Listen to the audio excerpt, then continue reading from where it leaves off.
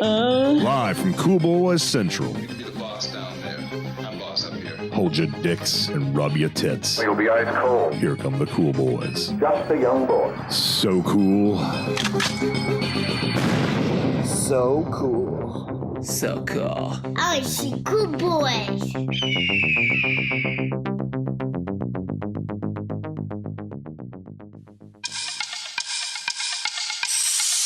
He's a criminal's worst nightmare. A cop who enjoys the danger. No guns, no jujitsu, just bring him down. Do you really want to jump? Well, then that's fine with me. Come on. Wait, what do you mean? Wait a minute. What the? That was a good jump. There you go.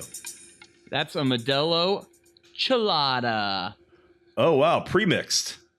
That's right, Felk. This is one of those pre-made micheladas that you so casually mentioned when I was drinking my homemade michelada, and this is the first pre-made michelada I've ever had. The Modelos are good, I think. At least it's a Modelo, not a Bud Light one. I think the Bud Light one's okay. Well, I can't speak on the Bud Light one, but I will about to speak on the Modelo one. Yeah, if you're wearing a Miller shirt, you can't really talk shit about Budweiser because like they're both Miller Racing, okay? Oh, really? It's from like 1982. Hey, it's a sick shirt, Noli. I like your Miller It is, shirt. no, but Miller and Budweiser are of like I think the same quality. Now I like that quality. I like Miller and I like Budweiser. Here we go. I'm gonna try out the Modelo right now. Hang on. Coors is my favorite, then Corona. Of like the cheap. Could you have slurped any more? It's all right. No. Well, you give me a cheap beer, Budweiser I'm fine with. Budweiser. Yeah. Bud Light, I don't fuck with light beers. Light beer's a fucking scam. It's a little too thick in the tomato area, but it's all right. Your asshole? My asshole. I like My Corona. ace. The Corona's good. You need a lime, though. You need to be at the beach. That's the only thing about it. Yeah. If you have Corona like in your kitchen, you'll be like, this sucks. Well, talking shit about Middle America. You know what? Actually, I do enjoy Coronas. Even if you don't have access to the beach, I think you can still enjoy a refreshing Corona. Yeah, and like I just said, I think I enjoy them in the shower. I like a Corona in the shower with a lime, a little salt. Shower beer is a thing now. If you Google shower beer, there's now beers. Is it really? There's beers made specifically for drinking in the shower. Oh yeah. Oh my god, I've been just doing that forever because I felt like it was just good downtime. Yeah, if you have a wedding and you have to get ready and you're like, you've been powering through all day, I have a beer in the shower. Oh, for sure. Absolutely. Or I like to think of it like, I'm taking a shower because, I just worked out. It's beer time in the shower time. Oh, I'm about to go to bed. It's beer time in the shower time. Oh, I just woke up time to go to work. Okay, it's beer time in the shower time. I grew up in Texas where every single gas station would have like the single 24-ounce beers, and they'd have these little paper bags for them. And people would just pull up in their trucks, buy them, drive off drinking the damn things. And there was drive-through liquor stores too, where you could just get a beer while you're driving. You don't even have to get out of your car for those long. That's pretty crazy, days. honestly. Drive-through liquor stores is insane. That is far too instigating the wrong thing. Yeah. It was they give you a mixed margarita, and it was legal because they put a little cap on the straw, so you'd have to take the cap. Felt not a cap. It was a piece of Scotch tape. Yeah, something like that. Or even just it has paper. to be Scotch tape because they can't pull it off because you can't pull Scotch tape off while you're driving. It's too hard. It's far too hard to take Scotch tape off of the straw. There was a place near me in San. There was a place near me in. This is a real thing. Yeah, you can go buy a slushie. Essentially, you can literally go to like a liquor store in like parts of the country, in Texas especially, and go buy in a drive-through liquor stores a pre-made margarita, which is like a slushie with alcohol in it, in a huge foam cup, and it has like an orange straw sticking through it, and then just Scotch tape on the top of the straw. And as long as you don't take that tape off the straw, it's completely legal. And it's the honor system that you won't take that tape off the straw until you have parked the car, gone out of the car, and are able to then go drink your drink far away from the car. Driving. Who put this tape on this? The fucking it gas wasn't station. even tape. The one near me. The liquor store employee. When I lived in San Antonio, it was a little cap, a little plastic cap that was on the straw, and it was just like, don't take off that cap till you're parked and the keys are out of the ignition. And it's like, okay, and then everybody does it anyways. I can't remember specifically which city it was, but I'm pretty certain it was Houston or Houston-based area. Where it was tape. It was literally just Scotch tape, and they told us, they said you cannot take that tape off until you get home. Most places use tape. Felk, there was a full-on wink in there. Oh yeah, they don't give a shit. They'll also sell you a beer and just give it to you, and it's in a paper bag, so nobody knows what you're drinking. Yep. My drinking's not super exciting. I am drinking Smirnoff vodka and Diet tonic water, a vodka tonic with, if you'll notice, if you look at your audio really hard, you can see that I have an ice ball in there because I bought an ice ball maker. Drinking them, I love those. I have a couple of those. Drinking them sweet ice balls, licking them. I like them. I have two of them, in fact, are Death Stars, and one is a BB-8, and then I have a regular one. Mine's just a regular ball. Oh, very good. Although, I mean, it could be Death Star. What are you drinking? Oh, I'm drinking some Maker's Mark bourbon straight up. No, there's ice in there. Is there no ice? Oh yeah, no, yeah. Okay, there's ice. I didn't say neat. I said just straight up. Oh. It's on the rocks. I did not know the distinction. I don't drink. I always drink. I rarely drink anything just like straight neat on the rocks. I use mixers, so I don't really know the terminology. No. I like on the rocks. Yeah, well, I like it's straight. I like it with. It's not Coke. neat. I like it with Coke. But I mean, for me, I like most of my stuff on the rocks. I just like it iced and chilled, and I don't mind a little bit of water in there because I'm a puss. If it's really good Scotch or a really good bourbon, I'll do no. I'll do it straight or neat. So. Well, yeah, especially if you're not paying for it, because then you're just offending the fuck out of the person who paid for it. Yeah, but also I like it to last a little bit longer, so I'm okay putting like an ice cube or two in there. I was just telling Ballard that I got a ball in my drink, an ice ball, because I got one of the makers makes ice balls. You like ice balls? Oh yeah. I have a Death Star ice ball. Hey, Is just that like what you me, guys are talking about? I have two Death Stars, one BB-8 and one regular. I love how it just disappears within a second. It does, but you know what? It's pretty sick when it's all frosted over right when you pop it out. For sure. Greetings, Cool Boys Nation, and welcome to the Cool Boys Podcast. I am Felk. And I'm Nolan. And I'm Ballard. I wouldn't do that. Not confusing at all. Every episode could potentially be new people listening, so they should probably not be super confused. Well, I guess they might have to pay attention to figure out who's who. Yeah. And you know what I'm thinking? I'm thinking Felk's probably Ballard. And I'm thinking Ballard's probably Nolan. What's in the mug there? Is that the Michelada? What, this? Yeah. This is my backup drink. I love how the guy can drink a clam juice and then drink a White Russian. Jesus. As a chaser. He's fucking an animal. Those don't mix. This is my power drink to get me through the next 4 hours of podcasting with you guys. Oh, no. Noli, why do you always chew on that one piece of fabric? Because it's right here in my face and I want to eat it. Does it taste good? Does your wife know that you chew on her fabric? Shh, quiet. She can't hear me, can she? No. Oh, thank God you don't blast like your audio in there. That'd be ridiculous. That'd be absolutely ridiculous, Nolan. Just ridiculous. Mm-hmm. So ridiculous. So what are we talking about tonight? Well, first we're doing updates, but tonight's episode is called Sugar Tits, a Mel Gibson story. And we'll be discussing the life and times of Mel Gibson, along with our top 5 list of Mel Gibson films. But first, we have some Cool Boy updates. So, gentlemen, what have you been up to? I have nothing to say other than I haven't shit in 4 days. That can't Jesus be right. Christ. At all? I can't even remember the last time I shit. Dun, dun, dun. I haven't Nolan, had the feeling to watch. shit this week. There's been no feeling at all to shit. I don't know if that's because you're healthy or because you're maybe really not healthy. I don't know. All I've been eating is salad, so I should be just diarrheaing out my asshole, but nothing's coming. You should be eating lots of peaches and bananas and maybe some mango. You will shit.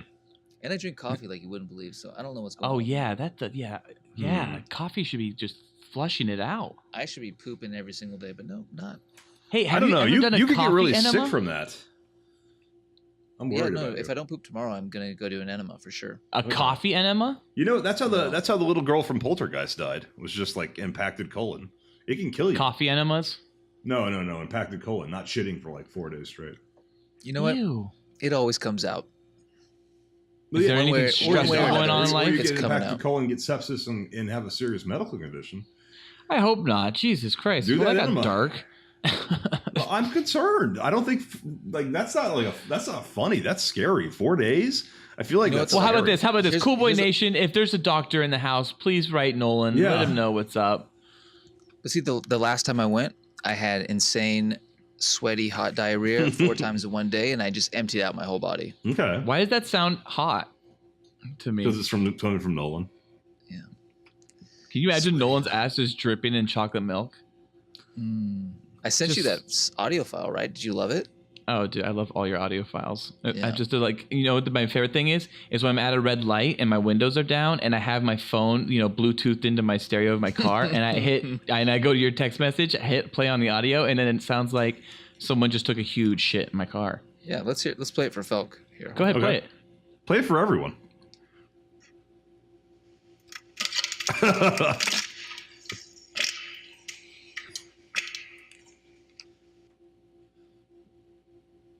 Hold on, that wasn't it. Cut that one. Here's the real one. Ready? Okay.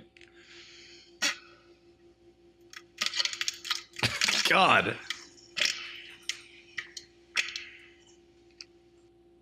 So I think that was number 4 on the day right there. Yeah, you know what? I am not going to be cutting that first one because I want people to realize that you have more than one audio recording of shit on your Way phone. to bury the lead. You recorded multiples.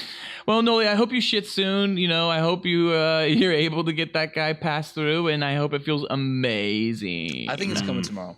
If it's not coming tomorrow, I gotta fly out. So if I don't do it before I fly, then yeah, I'm never going. It might be 7 more days. Oh my gosh, shitting in an airport is horrible, but nothing is worse than shitting on a flight. No, I've only there's done one it thing once. There's one thing shittier than shitting on a flight. Have you ever shit on a catamaran? No. What's a catamaran? Oh my god, it's almost impossible. Wow. What's a Jeez, catamaran? that You, was- you shit in the pontoons of a catamaran. I don't know what they're actually called. The toilet's down there, and it's only like 3 feet deep. So if you're standing there taking a piss as a 6-foot male, your head's popping out and you're looking at everybody. Wow, yeah, I would need to like focus, I guess, on the horizon. Sorry, I have to Google. What is a catamaran? Catamaran. It's one of those Moana boats. Well, Felk, it's for people that have been off of land.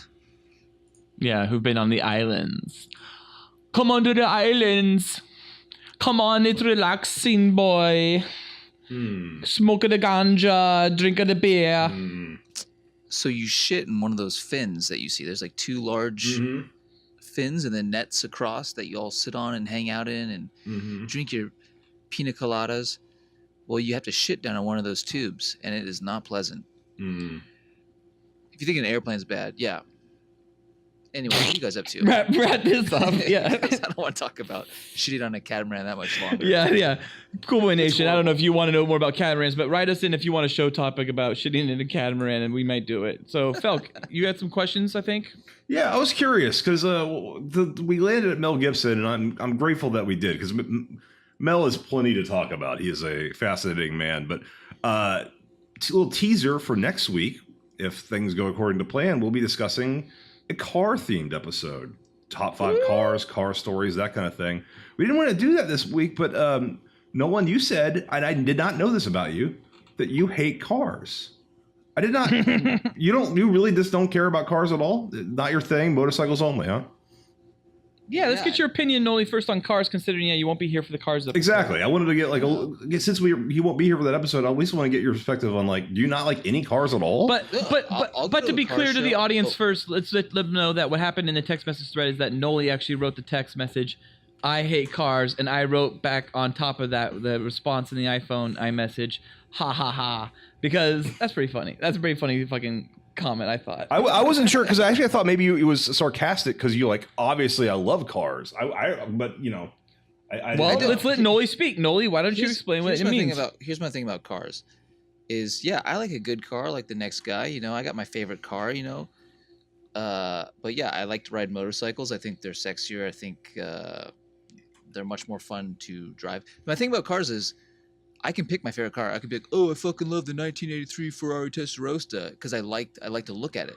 But I've never driven one. I don't know how it drives. Like, I can't make an accurate description of this is my favorite car. So my cars would consist of fucking normal everyday person cars, and I just don't find it that interesting of a topic. I know people love cars and they want to talk about cars. I'm not a gearhead. You guys have at it, have fun if you've driven cars, but I haven't. I don't know really. I honestly, I looked at it more as a way of talking about like your first time in a car, first this in a car, first that in a car, or like fun little cool stories in a car that you may have had. Not really about like I like Ferrari Testarossas or I like BMW M3s. 5 minutes of just naming off. I like the car that you named specifically because you said the 1976 Ford. The 1976 Mustang GTO baby blue, which I'm guessing is some kind of weird hybrid of a Ford Mustang and a Pontiac GTO. Sure.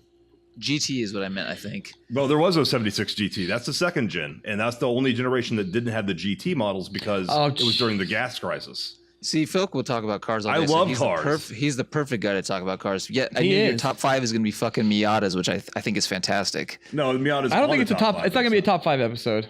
Okay. I'm giving you my top 5 cars. I'll definitely, I won't be around to do it, but I'll definitely be there to listen to it. Well, can we at least get your number 1 would be the 83 Testarossa? It's a fine car. No, I think my favorite car ever is the fucking DeLorean with the Back to the Future specs. All right, that's a legit answer. That's a legit answer if I ever heard one. I've been looking to buy one. They're like 25 grand, so it's a little steep for like a piece of shit car, but I see one every day. Do someone much. in the building uses one. Yeah, but I would love to have a DeLorean. Never driven one, but that would be that's on my bucket list almost. I've actually been in one. But see, yeah, I haven't driven it, so I don't know. It could drive like a piece of shit. It does. I'm saying like my favorite car is a fucking car that sucks. Just because I'm basing off looks. But I do love the Magnum PI. I think that's the 82 Testarossa, 83. They're pretty much identical. I'm interested in your opinion of our episode when you get back from your trip. Because you're going to be on vacation, and that's why you won't be available and around. But I would like to know what you thought. Like in the end, be like, yeah, that was a fucking like exactly what I thought. Stupid, or it was actually stupid. I think you guys are funny, so I think it'll be great. I think you're funny. Ballard, you have to do a top 5, even if we don't have to even if it's just rattling them off real fast and getting a minute of content. You have to do a Volvo top 5 242 DL 1978. Did you drive that? That was my first car. Oh, really? I'm giving away the episode. Okay. Well, how about I get into my update? Are you guys ready for my update? My update's looking intense. Dun. Jaws. Dun. It's Shark Week. It's Shark Week. It's Shark Week. But by the time you hear this, Cool Boy Nation, it's no longer Shark Week. So this Shark Week, I would say, has been like the last Shark Week, and the Shark Week prior to that, and the Shark Week prior to that. It's been shit. And it hasn't been good since the 90s. Yeah. And well, no, they had some couple good ones. Megalodon, that was like 3 years ago. My favorite are the ones where they flat out lie to the audience and do like this realistic documentary, mockumentary, fake-umentary. And they're like, it's real, Megalodon. Here's footage of it. And then the audience is all like, oh, fuck. You know why they did that, right? Because of Asylum and Sci-Fi doing like Sharknado and Sharknado 4, The Reckoning. It's like they had to we got to compete with Sharknado now, That's what people go through for sharks. Well, so they competed with Megalodon. It was so good. It was really good. I didn't watch it. But Michael Phelps is the big highlight in this one, and that was a flat out blatant lie. He fucked a shark. He did not race a shark at all. He raced a CGI shark. It was 100 meters he had to swim, and he had to just essentially in the end, all he had to do was swim 100 meters in less than 36 seconds. And he swam it in 38 seconds, meaning he got eaten. But that's it. Did you think they were really going to let a shark chase after him and eat him if he lost? That's what they sold me on. So once again, Discovery Channel lies to get Shark Week promoted. They're just lying to us at this point. Well, I don't know how they deliver on that next promise. Year. I don't know how without killing them. I guess they could build 2 separate lanes and have them be separated. They said. They did. That's kind of what they implied, is that they were able to figure out how to get a shark to swim straight, is what they said. Okay. And they did kind of in the episode, because the whole episode is a classic Shark Week episode where they spend 45 minutes out of their 47 minutes of content. They spend 45 minutes explaining what they're going to do in those final 2 minutes. And then the final 2 minutes, what they show you is what happens in 30 seconds. And then they spend 90 seconds wrapping up the show and talking about what happened in those 30 seconds. Oh, it's all filler. Yeah. It's the worst what television has to offer now. It used to be one of the greatest things to look forward to, and now it's just shitty Shark Week, and I hate it. I think they've done it now for 20-something years. There's nothing else to say. Yeah, so what's new in Shark? They come up with that stupid Michael Phelps and racing a shark thing, and then it's stupid. All right. Well, okay. Well, speaking on my update, I have like I sent you guys already in the email that we are going to be doing a top 20 Shark Week things that you're going to see in 2018. So I'm going to go with my list, and you guys go ahead, and we'll start off with number 20. Number 20 for me, I think we're going to see in 2018. I think we're going to see a Michael Phelps versus a Great White Shark Part 2. Okay. Because they did that with Air Jaws. They did multiple Air Jawses. Every year they did another Air Jaws, and they stopped calling them numbers, and they started giving them other names. All right, so that was my number 20. What's your number 20? Let's go with you, Noli, next. What is this? The top 20 things are going to happen in Shark Week in 2018. 20 of them. Yeah, we're going to go through our top 20s real quick. Just real quick. No, we're not. Yeah, so Noli, what's your top 20? What's your number 20? Oh, man. No, you can pivot to me. Yeah, I'll pivot to you. I think Michael Phelps will fuck a shark and see if they can make a Phelps shark hybrid. Probably a lemon shark. Oh, yeah, I think so. These are great. These are all, I think, very accurate lies, I think, that Discovery Channel will push on us. Noli, do you want to give one a shot for your number 20? No, I'll let you guys handle this. I'm just fucking with I was you. going to say shark fights, and they first would make a shark fight maybe an orca. The orca would win. Then they make a shark fight a man. Shark. You got to fight Brad Pitt, too. What does Yeah, Brad Pitt have to do with Phelps. sharks? He's never fought a shark in a movie. Leo DiCaprio fought a shark in a movie. Guys. What? Guys. Oh, what? What if a shark fought Mel Gibson? What? Speaking of Mel Gibson, Report preliminary findings. Not worried about her. We gotta keep him gagged. Cool Boy Nation, pop your cocks and drop your tops. It might be interesting and important for you to know. It's time for our Cool Boy show topic. Hey, I like that. Spoilers. No sweat. So cool. So that's why I'm so fucking angry, because I don't have any friends. And I try and make one from you, and you treat me like shit, and you fucking use me. The career is over, and boy, when I said that, you lit out of here faster than I've ever seen you before. And now you'll be at Elisa's place. You just showed me what you are. Absolutely, unequivocally. He's been a revenge-driven post-apocalyptic police officer, a gun-to-the-head suicidal gratuitous ass-shot cop, a blue-faced freedom-fighting Scotsman, and last but not least, he poured sugar on your tits. Yes, Cool Boy Nation, I am talking about the one and only Melvin Gibson. And tonight, we will be picking our favorite Mel Gibson films. So pull out your ass, put on your leather. It's time to go lethal. This is Sugar Tits, a Mel Gibson story. Ooh, I'm hooked. So hot. Try to give it as much, throat as I could. Good. I liked it. So any Mel in the news? I don't know. I thought you had something there. No. Well, I just want to point out that just kind of, recent stuff in the news for Mel Gibson, mostly he put his house, his medieval manor, and that's in Malibu. He put it on the market for $17.5 million. So, it's pretty interesting considering it's 5.5 acres. You know what I mean? And he's 61 years old, in case you just didn't know that. Did he give his son a hug? I don't think so. I know he very, very recently, Yeah, I mean, Mel said some bad things about some Jewish people. They were bad, but they weren't like the end of the world bad. And He was drunk. He was drunk. We've all said some bad stuff. I think. Yeah, you're right. Yeah. What did he say exactly? What was it? It was fucking Jews. The Jews are responsible for all the wars in the world. Are you a Jew? Yes. Ballard, are you reading a Jew? a quote from that? Because Yes. that's what he Ballard, said. That's what he said. You being a Jew, are you offended by that? Well, I'm not really like a real Jewish person. There's Well, just you're the some most Jewish blood in my person on family. this podcast. Yeah. That's true. So you represent them no. for this purpose. He can't offend me. He made a comment that has no factual context. There's some. Okay. There's plenty of people who die hard believe what he said. Who are anti-Jew. I love. Let's go over a couple of things he has actually said. He especially to the police officers. He spoke to one and he said, "What do you think you're looking at, sugar tits?" He said that to a female officer during his DUI arrest in 2006. That same arrest is when he also said, "Fucking Jews. The Jews are responsible for all the wars in the world. Are you a Jew?" But he also, during that DUI arrest, he also said, "I own Malibu. I am going to fuck you."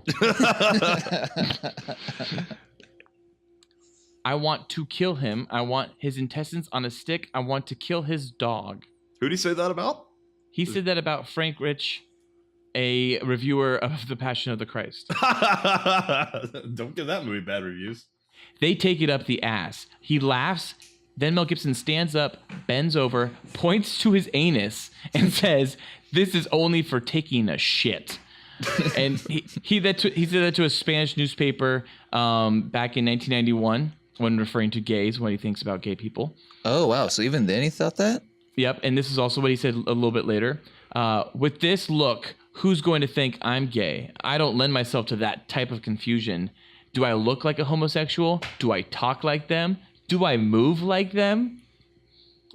And then in 95... This is going to make us tough to have a love letter to Mel Gibson for the next 30 minutes. Yeah, that was in 91 he said that? Yes, and then in 95, in a response as an apology to what he said in 1991, in 1995 he said, "I'll apologize when hell freezes over.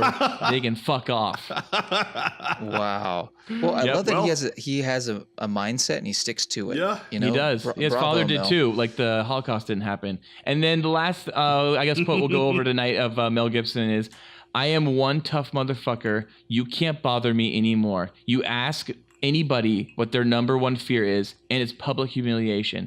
Multiply that on a global scale, and that's what I've been through. It changes you and makes you one tough motherfucker. What doesn't kill you makes you stronger."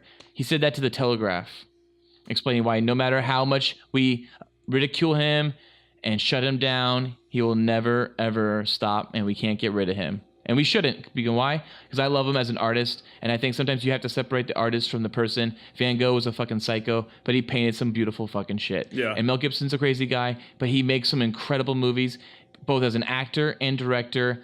And just for the sake of reference, Tom Cruise seems to be a little wackadoo as well, but the guy is an incredibly talented and dedicated artist. I don't know that any major celebrity has ever said that kind of inflammatory stuff before, but...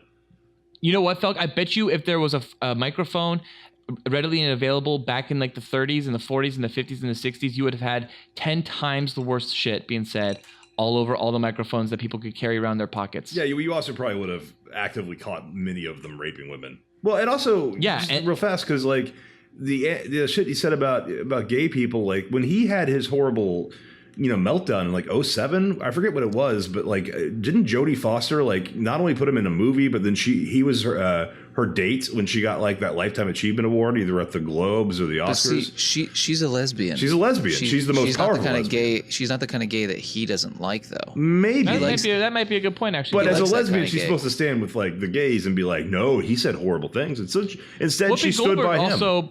Whoopi Goldberg also backed him up after he said terrible things as well about black people. And she, I think, if I'm not mistaken, is potentially, I don't know if she's out, but I think it's rumored that she's gay, maybe at least. No, Whoopi's not gay. I don't know. She's been fucking dudes forever. Ted Danson. Yeah, she's fucked a lot of guys. She might be bi. Well, she looks out. Anyways. She looks... Giant. But Whoopi came to his rescue too. I think what they realize is that he's just that friend we all have that is grumpy. He's that grumpy friend, and I know get a few cocktails in him, and he might say some shit that he doesn't really mean, but he does think about. Yeah, I have a coworker that was just like, I remember just being incredibly grumpy all the time. And even Robert Downey Jr., who you would think is probably the one that is considered the crazy, wild drug addict friend, even went up to bat for Mel. Yeah, he was there for him. I mean, he's been there for other people when they've had meltdowns. Because like the weirdest one being after Britney Spears went all insane and shaved her head and attacked a paparazzi. Oh my God! Seriously, I don't want to go into another tangent about another actress or actor. No, Britney Spears. After she went all that, she fucking crashed at his place in Malibu for 2 weeks and just hung out with them, and he fucking gave her support. That's right. I do remember that, actually. Yeah, you're right. That's right. They did. Yes, they did that. Don't cut me off. I'm keeping it relevant to Mel Gibson. All right. Keep saying positive things about Mel so we can actually I just feel want to get to the euphoric top about him. 5. I just want to talk about. Well, the you top brought me 5. you brought me fucking down. Yeah, I wasn't feeling I it. think we need a little bit of a palate cleanser to that's why I mentioned Jodie Foster, and that's why How about this? How about this? Him being there for people who needed him. I'll play a sweet clip right now from a sweet okay. Mel Gibson movie sound bite. That'll do it. Just need something to let it know that he's maybe not evil and that he actually is probably a good person who just has problems. You should just fucking smile and blow me, because I deserve it. I think he's an incredible fucking artist, like I said earlier, and I think he's just actor to director. I think he actually is really. It seems like I think he's a genuine person. I mean, he says genuine shit. He told the police officer that he owns Malibu and he will fuck him. Like that's pretty genuine. Yes. Was it to a male officer? I think that was so. actually to the male officer. That one was to the male officer. He did not say that to the female officer. But I think what he said to the female officer was, "What are you looking at, sugar tits?" Or something to that effect. Yeah. Which I think is acceptable. Yeah, they'll look at him. She probably had great tits. Hang on, I gotta look it back up. Was it? What are you looking at? Was that what it was? Yeah, it was, what are you looking at, sugar tits? What It's do a very you? What do you think acceptable you're looking question. at? What do you think you're looking at, sugar tits? What do you think you're looking at, sugar tits? Oh my god, that's fucking great. See, why would I mean? I can see why that's offensive, but in my mind, I would just laugh. I don't That think one's- that's offensive. yeah, that was pretty send it to me. I'd hilarious. be like, okay, this guy's like wasted. I'd be like, what are you looking at, sugar dick? If a girl said to me, I'd be like, oh, okay. Yeah, I could call that like at least like 20 times a day. I bet. I mean, you have that sugar dick quality about you. So sugar dick A homeless quality. guy said, "What are you looking at?" He got mad at me. It was like a homeless person when I was walking down the street got mad at me. Like, what do you do with Mel Gibson? He kept calling me Mel Gibson. I don't know what that was about, but I took that as a compliment. I was like, "Damn, do I look like Yeah. Mel Gibson?" That's not bad. I think people consider Mel Gibson a pretty handsome gentleman. Oh yeah. Well, also Mel today is definitely on the rise. Hacksaw Ridge was up and up, and he even had a couple of his acting roles with Get the Gringo and Bloodfather. Beaver or The Beaver is not very great, but it's kind of mediocre.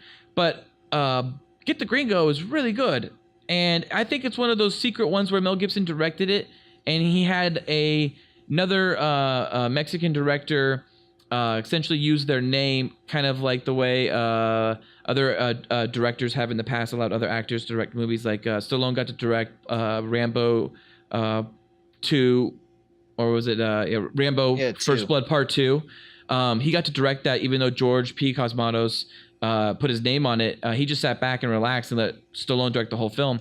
And in fact, Kurt Russell wanted to make Tombstone, and he couldn't because he was an actor. So his friend Stallone told him, like, "Yo, just bug my buddy George, Yeah. and he'll let you direct the movie." And George just kicked it back on Tombstone set, and Kurt Russell's rumored to be the director of Tombstone. Yeah, George P. Cosmatos is a fake director, right? Because he also directed. No, he's a real person. No, he's a real person, director. but he's a real person, but he's like a fake director because he also did Leviathan, and Stan Winston really directed that.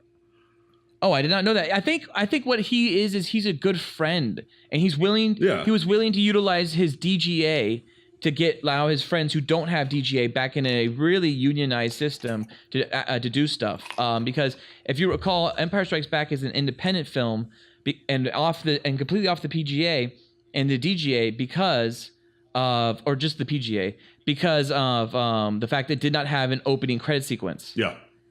Because And it was you supposed see to- Lucas's name in the beginning. Because you see Lucas's name in Lucasfilm. That was like, well, we're not going to let you do that and then not have a director at the beginning of the film. If you I don't think you direct see it. Lucas's name. I think you just see Lucasfilm. No, but Lucas is his name. Right. Oh, yes. So you yes, see yes, his last gotcha. name. Yes, you do, and yes. So, but yeah, so that's kind of I don't even know how the hell we got to that. Neither do I. I'm scratching my head about it. But yeah, Stan Winston couldn't do Leviathan because he was under contract with Fox. Boom, that's what it is, right? So yeah, so George P. Cosmatos allowed, I don't know how we got into George P. Cosmatos. He's never worked whatever. with, It doesn't matter. with So Mel. whatever. Mel Gibson is a fantastic director as well as an actor, and You're talking about the Beaver, and maybe it was a pseudo director. Oh, really? Oh, yeah. Get the Gringo. So Get the Gringo. Yeah. So Get the Gringo was, I'm pretty sure Mel Gibson handled either it was like a mentor protege situation where he handled the movie and this guy, quote unquote, directed the film, or I think it was more along the lines of Mel Gibson just directed it, and this dude just put his name down. Adrian. Anyway, Hepburn. I'm really excited to see him act again because Expendables 3 was shit, but Mel Gibson like commanded the screen. Every time he was on screen, I was like, dude, this guy's fucking great. He's like so fantastic. Like, put him in more shit. Did you see Machete 2?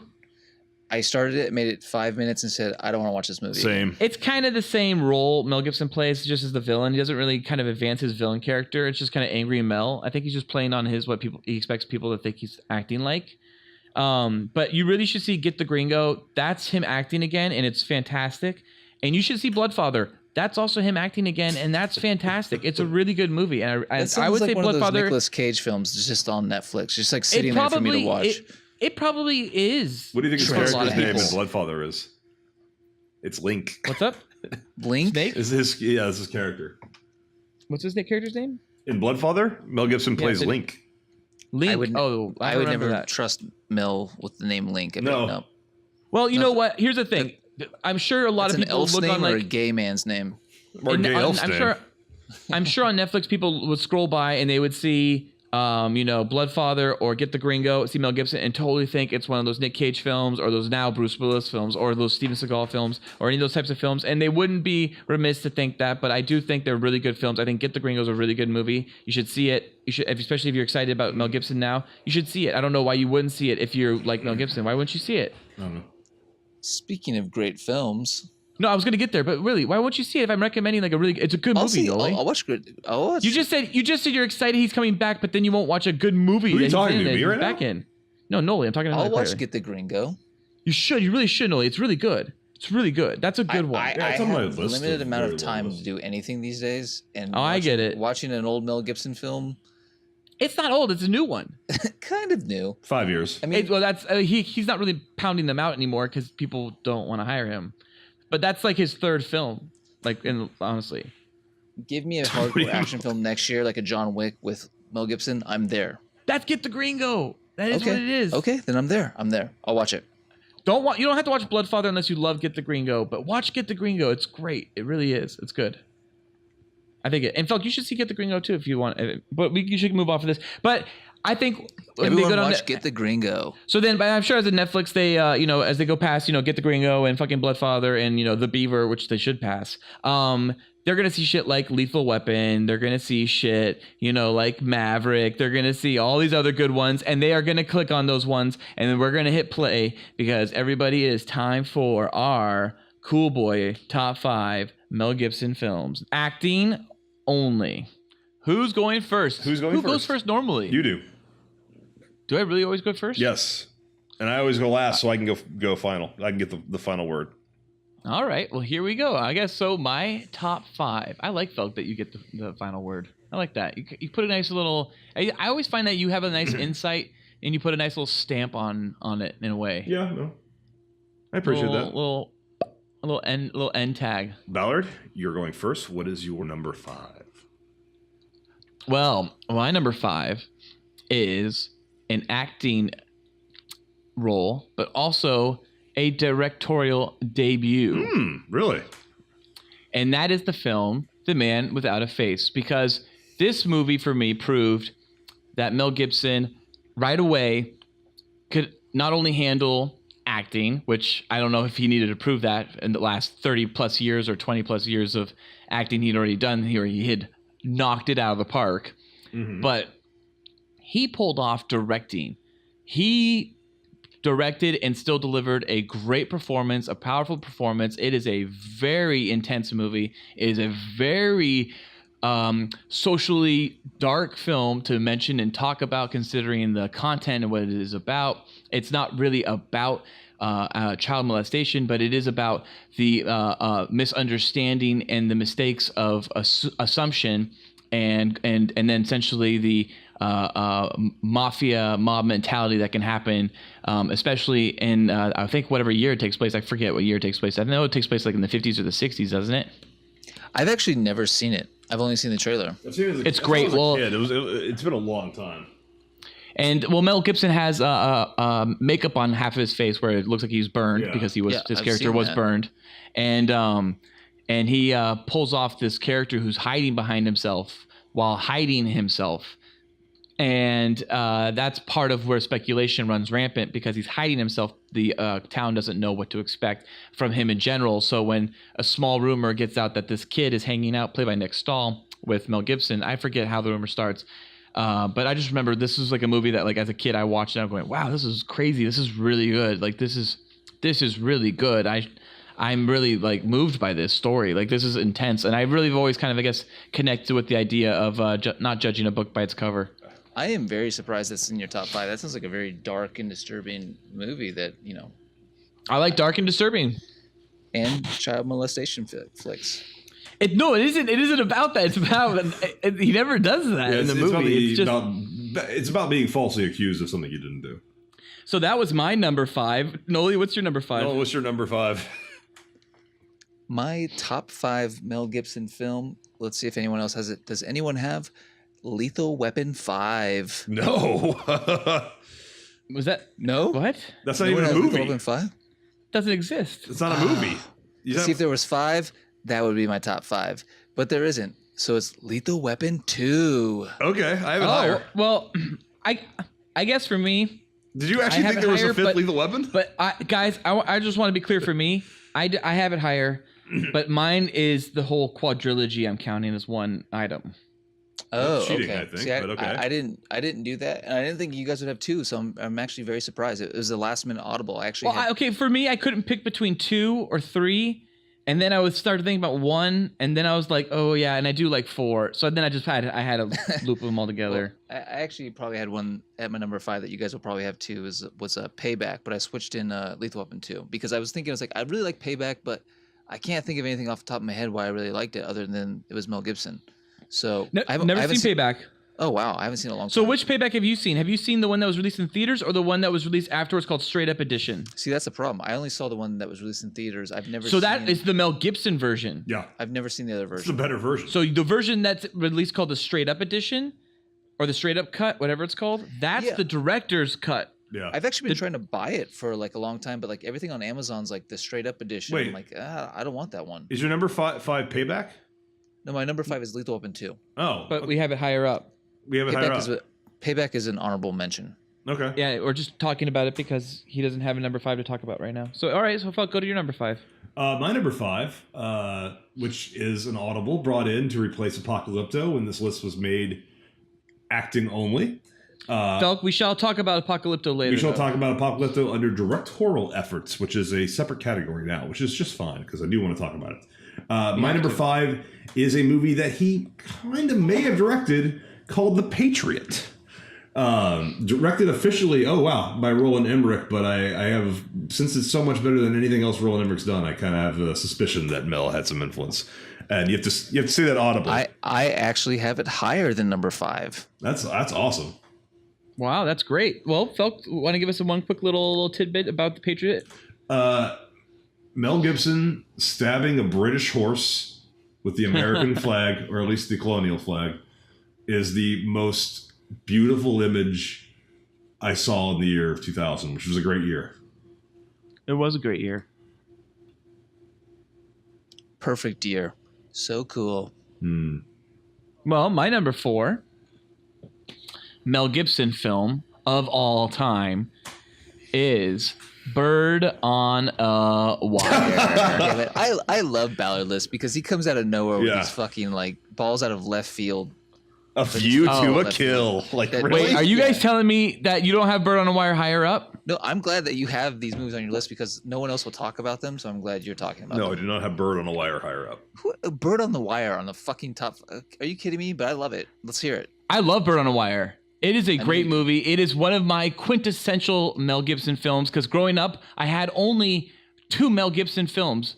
I had Road Warrior and I had Bird on a Wire. And those are the 2 that I was renting from the local warehouse.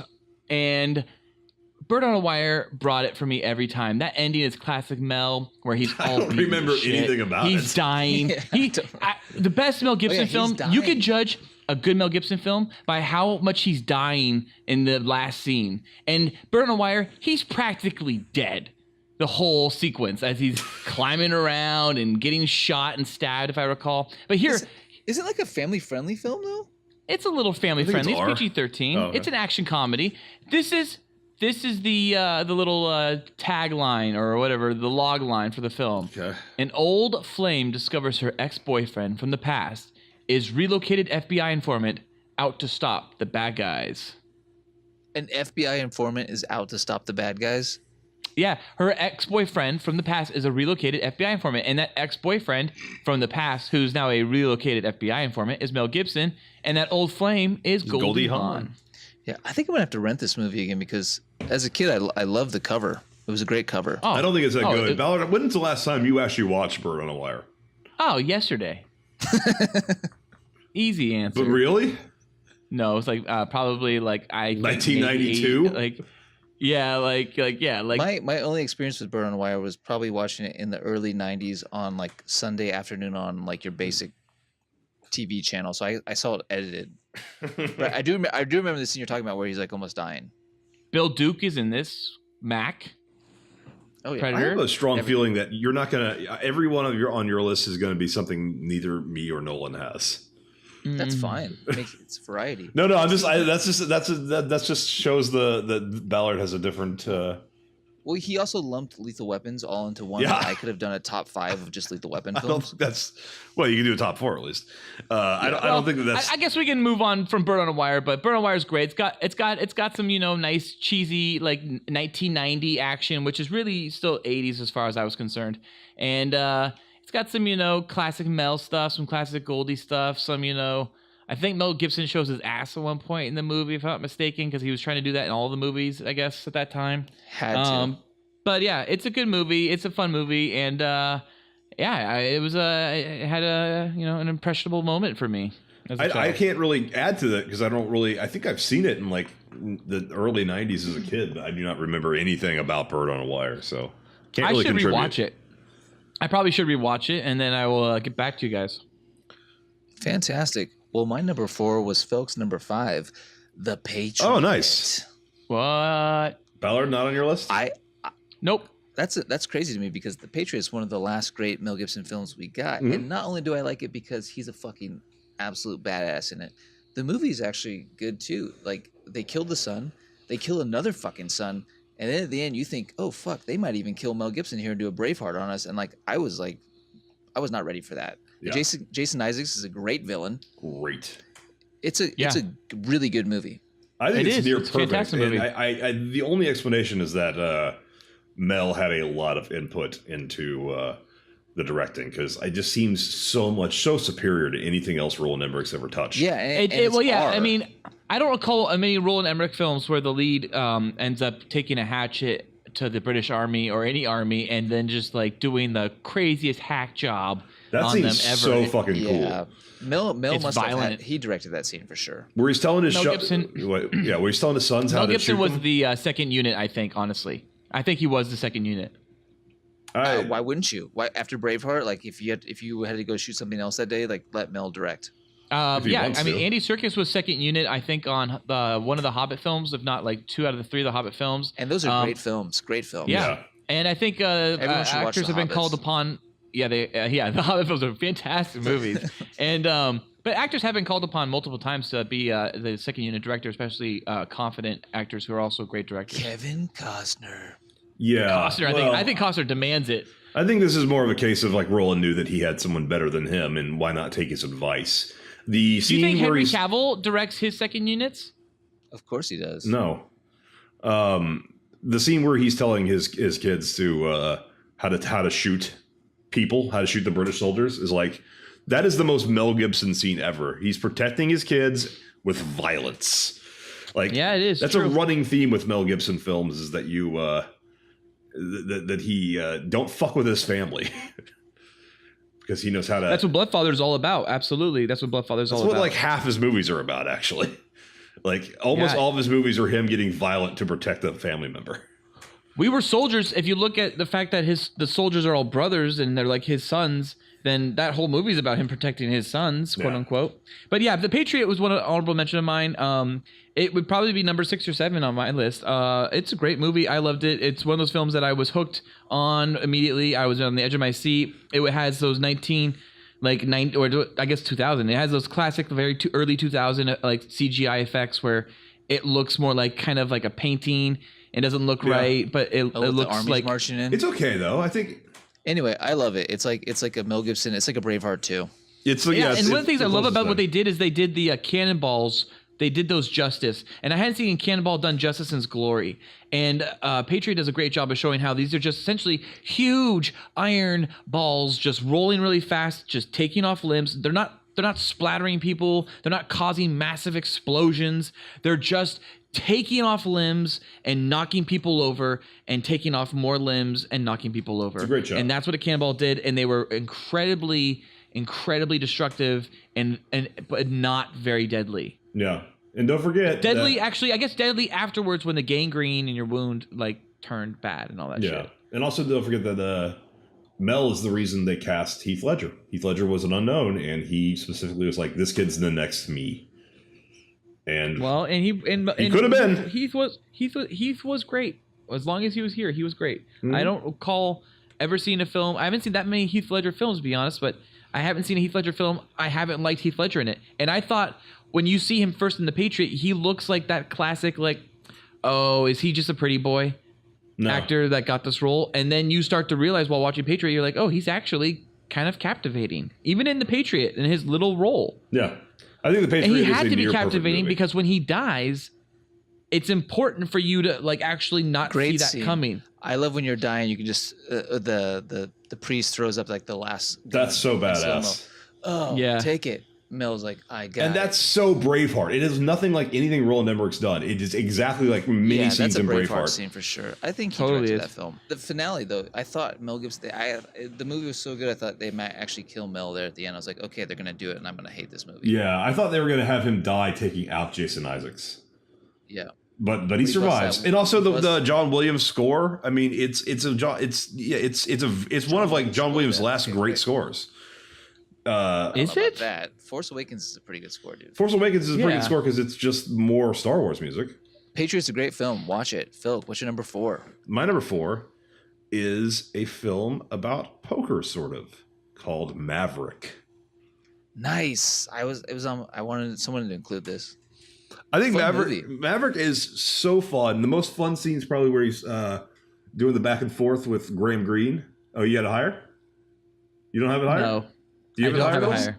Ballard would not have this movie on his list. No, it's on my honorable. It's an honorable mention of mine. I love Maverick. With what women want next. What I love about Maverick is how it starts off with him saying like, "Well, I had a real shitty week." Yeah, that's all. It starts with him being dragged by the horse, and it's PG. It is. It's a PG opening, and he says, something along the effects of like, "I had a real shitty week." And I remember sitting in theaters with my mom and my brother and seeing that sequence and going, "What? He just said shit." I think that's like one of the few curse words in that movie. I can't remember if he's being dragged by a horse, Phil. I think isn't he being hung over rattlesnakes? And then he gets dragged by a horse afterwards after he falls out of the tree, and then the horse drags him. Yeah. The most fun scene is when he's talking to Graham Greene, Native American, and he's doing the back and forth, speaking their language.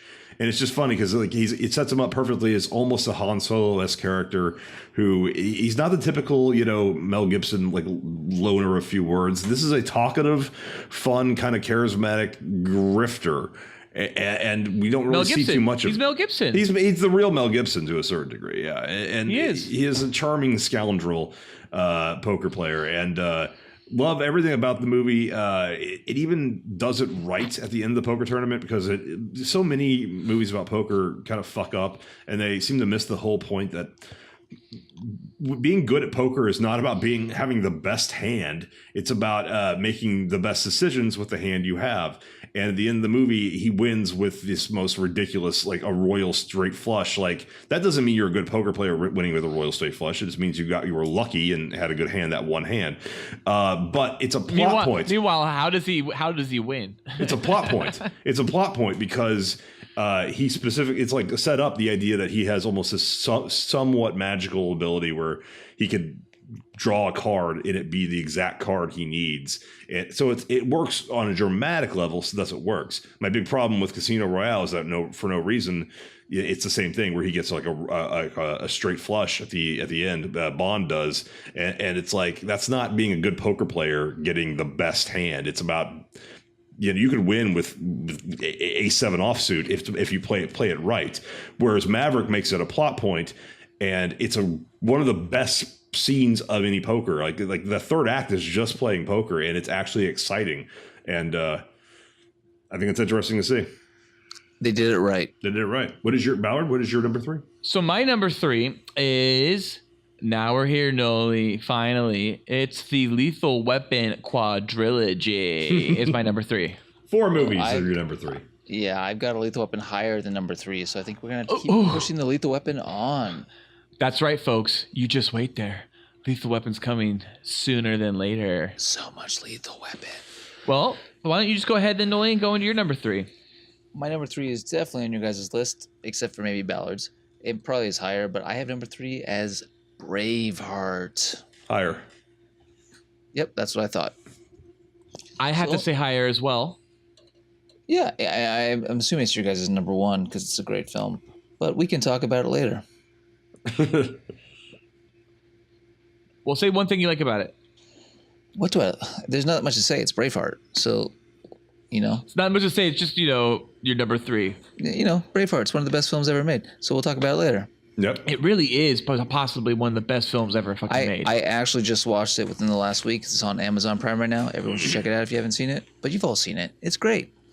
And you know what? Yeah, one of the things about Braveheart that I really like about it is that it feels like the end of classical filmmaking for epic films. Because after Braveheart, you had what? I think the next real big epic was Gladiator. Yep.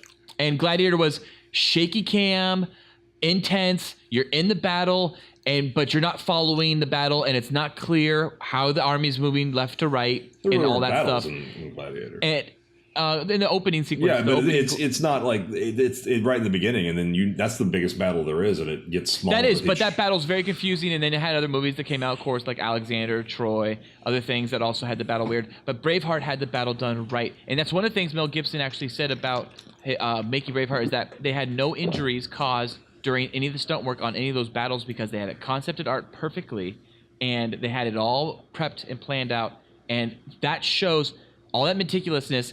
Shows when you watch the movie because it is very chaotic feeling, but very clear what is going on and what you're seeing, and those battle sequences are amazing. We're gonna get into that whole movie because there's a lot more great shit about that movie later. So, well then, Noli, so that was your number 3. Felk, what's your number 3? My number 3, replacing Apocalypto, is Lethal Weapon. Wait, I thought you replaced Apocalypto already. I did.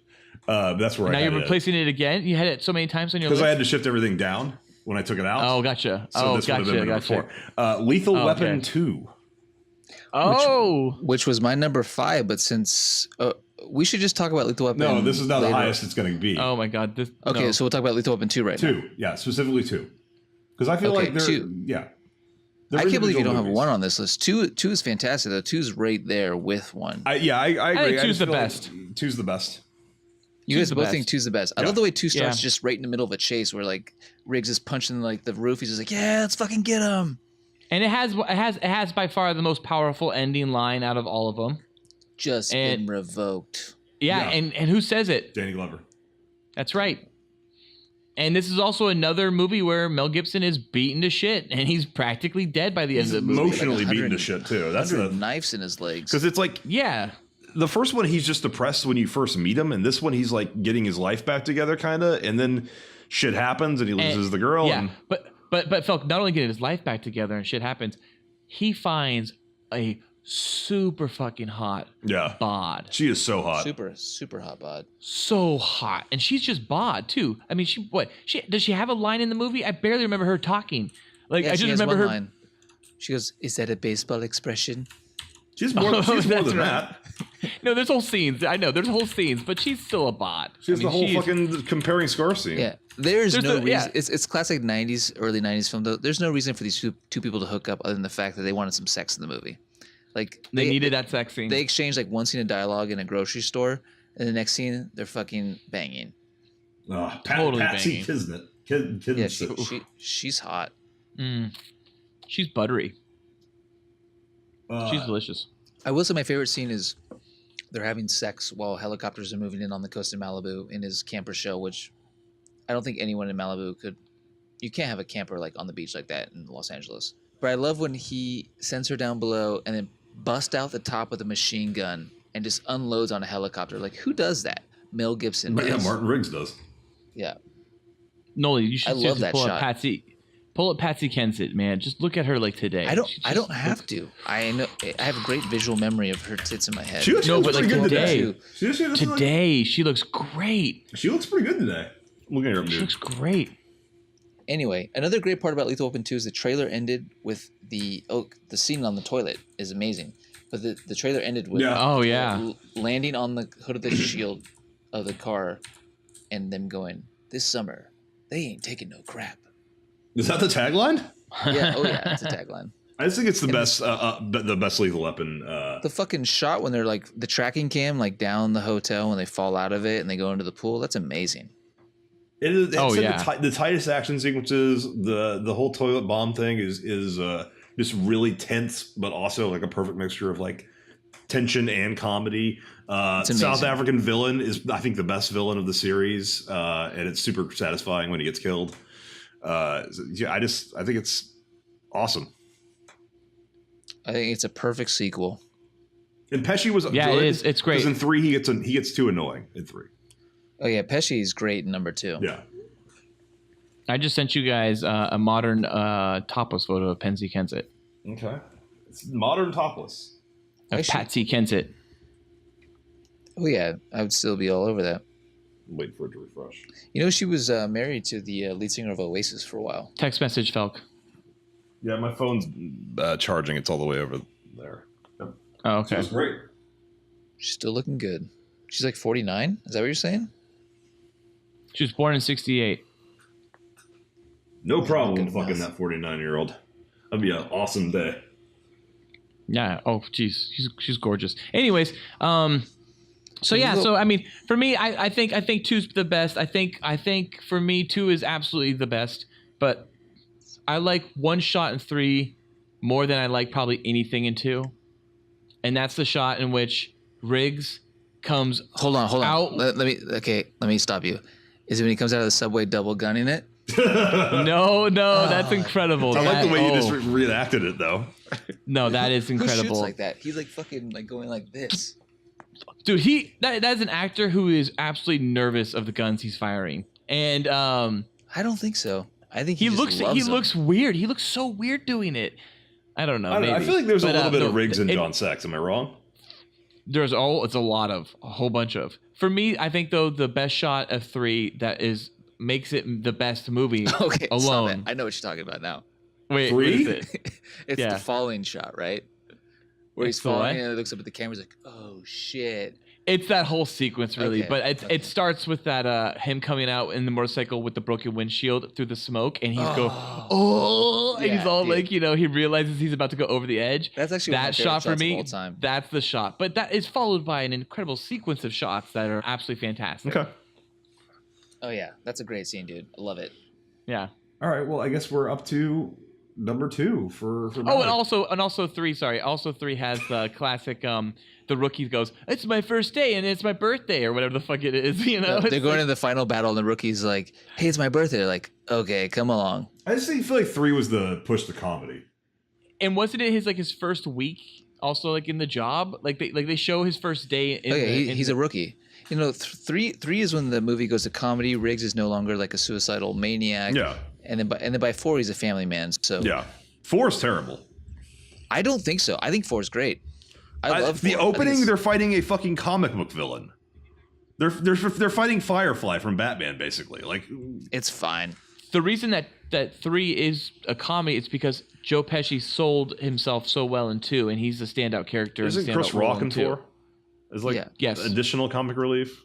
He was hired to be the new Joe Pesci, and he failed. Yeah. The car chase in 4 is top notch shit. It's a It great is. car chase. Now that actually was filmed in Vegas when I was in Vegas when I was a kid with my family, and we couldn't use the 15 because they were doing 405, quote unquote, 405 or whatever it was. It was the 405, right? It was supposed to be the 405? I think it's supposed to be the 5 when it turns the 5? 405 when it turns into the 5 and then goes in the mountains. I think that's what it's supposed to be. Okay, so yeah, it's the 5. Okay, so it's the 5. All right, but it was all shot in the 15 in Vegas because LA wouldn't allow them to shut down a freeway to film that sequence. Because I always imagine they drove through those buildings there in Studio City. They actually hit a stunt guy driving through that building coming out the window. If you watch the movie, they actually put the shot in the film. It put the dude, like it paralyzed the stunt guy. Oh my God. Yeah, the car hits him in the legs and it like apparently paralyzed the dude. And he's fucking like paralyzed for the rest of his life, just chilling like a villain. Well, you were one of the best shots ever, so congratulations, stunt guy. And you know, was it Warner Brothers that is just paying you out right now still, if he's still alive? Well, I hope you're still alive, stuntman. You were a great window washer. Yeah. Oh, yeah. The timing, apparently, they didn't call the timing right on the actual stunt. Oops. And the other guy just barely got out of the shot. So, yeah, if you go back and watch that scene when the car jumps out of the building back onto the freeway, you see, I think it's the guy on the left that gets hit. Wait, speaking of great stuntmen. Oh, well, my number 2 is not stuntman related. It's Mad Max 2, The Road Warrior. Wow. So I think it's obviously number 1 for you guys. No, I haven't done my number 2 yet. I have it at number 2. Okay, so Nolan, your number 2 is Road Warrior, and my number 2 is Road Warrior. So Felk, your number 2 is Braveheart. Which was my number 3. Well, guess what, Felk? I have it higher. Oh, so shit. let's go to now my number 1. happening? My number 1 is Braveheart. So let's get into Braveheart. Braveheart. Cue the music. T- cool boys and counting. 3, 2, 1. Number 1. I'm just gonna guess why Ballard loves Braveheart. It's because it's the only movie in which a gay man gets thrown out a window, fulfilling your dream. What's his name? Longshanks. Longshanks. I was gonna say Shanks. Longshanks. Yeah. So yeah, Braveheart. I love Braveheart. That's weird that he actually thought that he hated gay so much when that scene just makes Longshanks so like mean by pushing out his son's lover. But like, yeah, but his son's gay. also a little bitch. I mean, His that son is is a little bitch. That is a stereotypical negative view of a gay man, if I ever was one. He's a fucking Disney Prince John right there. Yeah, but he's also a little bitch who fucks up everything, kind of. That's the Disney Prince John. Who's Prince John? The fucking tiger. Who sucked his thumb. He's a fucking little bitch. Yeah, you know what? They take it up the ass. You know what I mean? This is only for taking a shit when I point at my ass. Yeah. And with this look, who's going to think I'm gay? I don't lend myself to that type of confusion. Do I look like a homosexual? Do I talk like them? Do I move like them? Glad really did not like the movie and did not like that it won Best Picture. It's a great movie, though. It really is a good movie. It's incredibly well done. It is emotional. You feel it. You understand from his love is in the film for a very short period of time if you look at the film as a whole. But she's very powerful in the moment she's there. That actress does a great job, and you understand it. All of Mel Gibson's motivation from that point on of why he wants to just wreck wreck house on the entire British Army, and it's not for Scotland. He's not doing any of this for Scotland. Now, some of the lords may like to twist it that way, and they do that, and that's great how they show the politics back then, especially within the Scottish lords. But I love that it's just him on a revenge tour. Really. Yeah, and I will say, having just watched it seriously this last week, it was so violent at the time, and now when you watch it, it doesn't even come close to what we see today, though, like in Game of Thrones. It's pretty violent still. It's still a violent movie. It's considered one of the most violent films ever made at the time for a war film. But if you watch it today, it's not that violent. I mean, there's a couple limbs get cut off and some blood squirts, but not what we see today. Speaking on that violence, did you know that there is an edit of the film? I've listened to the audio commentary of Braveheart, and Mel Gibson talks about during the torture sequence at the end with William Wallace. He talks about how there is an edit where you see him get disemboweled. And I don't need to see that. And you see the beheading, and everything is shown. And this is kind of really him just, I guess, exploring this side of him that he's about to get into later with films like Passion of the Christ. Yeah, it's way better when films, you don't see it. Films like Hacksaw Ridge, films like Apocalypto, where he like showed shit that he didn't need to show. Anyways, so there is an edit that he looked at it, and when he said he watched it over, he said it was too much and it was more haunting and more violent to think it through yourself and see it in your head what's going on to him rather than showing it. And he's definitely right, but he filmed that shit. And then the other thing is that he also even toned down some of the violence that actually did occur that was real. So William Wallace, in that scene when he's fighting the British Army, I think it's the first time he's rallying up the troops to take on the British Army, and he gets shot in the chest with an arrow. The real William Wallace got shot in the neck, and they didn't want to put the neck, being shot in the neck, into the movie because they felt that the audience would not believe someone surviving an arrow to the neck. But the real William Wallace did get shot in the neck and did survive. Okay. It's great. It's a fantastic, historically inaccurate movie. But I heard the real William Wallace did shoot lightning bolts out his arse. Oh yeah, for sure. Yeah, no, and balls of fire from his arse, lightning bolts from his eyes, and balls of fire from his arse. That's right. I am William Wallace. It's very similar to the Patriot. It's just basically a guy who goes to war for personal vengeance for the loss of a loved one, and then just kind of gets caught up in being the leader of an actual political thing. You're absolutely right. It's actually, so I like to look at these films as there's Braveheart Part 1, Yeah. the William Wallace story, and then there's Braveheart 2, the Patriot, then there's Braveheart 3, We Were Soldiers. Like, they do all feel like this kind of unofficial trilogy of Mel Gibson through time, through war. I don't like We Were Soldiers that much. I think We Were Soldiers is okay, but not great. It's okay. I like We Were Soldiers a lot, but there's the whole going back to the homes when they go back to the United States and they follow the wives. That's stupid. It's not stupid because it's women. It's stupid because No, it's stupid because it's women. it doesn't work. It just doesn't work. Nah, it takes you out of everything. It takes you out of everything. And then when Barry Pepper has to do the whole photographer moment when it goes to black and white photography, and he's all like, oh, I gotta get this shot, and I gotta get this shot, and it's all on a green screen. Like, that takes me out of the movie too. But otherwise, that movie's solid. It's got flaws. Chris Klein is a flaw of anything he's in. Chris Klein is not a good actor. And He's great in Street Fighter. No, they killed him. So I mean, Chris Klein's not in Street Fighter. Oh yes, he is. The movie Street Fighter? The Revenge of Chun-Li or whatever. Oh, I never saw I've that. never seen that I was one. making a joke. Did you see it, Nori? Is he in that? Oh. Yeah, he's definitely in it. Okay, good for him. The Chun-Li sequel. Maybe this is controversial, but I kind of hate whenever they try to equate the sacrifices of the women who were married to soldiers with that of the actual soldiers. Totally. So you hate Pearl Harbor? No, because she's actually a nurse in the war zone. She's sticking fingers in wounds and stuff. Yeah, she's to, actually stop doing them from stuff to bleeding. contribute. She's sticking fingers in more places than wounds. Yeah. She used Coke bottles to get blood. All right. She's a Who's fucking slut. Yeah. Kate Beckinsale's character? Which one's ass did she lick? Hartnett's or Affleck's? Heart nuts. Oh, she definitely licked Hartnett's. Yeah, Hartnett looked like come on. he wanted his ass. You know licked. Affleck's asshole is so sweaty. Batman ass. I bet you Affleck's ass is like literally like licking a pepperoni pizza. Probably is the best ass of any Batman. Probably the best ass. So it's the only Batman ass we've ever seen actually in a Batman film. Yeah. We don't know if that's really Kilmer's ass or Clooney's ass. No, Underneath that's that literally Ben Affleck's ass in Batman v Superman. Oh, you mean in Bear? the shower scene? When's he show his ass? In the shower scene. In In the cut extended you haven't edition. seen. In the extended Oh. edition, there's an actual nude shower scene in which Ben gonna Affleck watch is this just one day. taking a Fucking shower. nowhere. You guys, I actually am tracking this on Amazon. Once it gets to $6.99, the Blu-ray, I will buy it and I will watch it. $6.99. Come on. It's way. $6.99. If you don't buy the 3D version, you're doing yourself an injustice. I haven't seen the 3D version.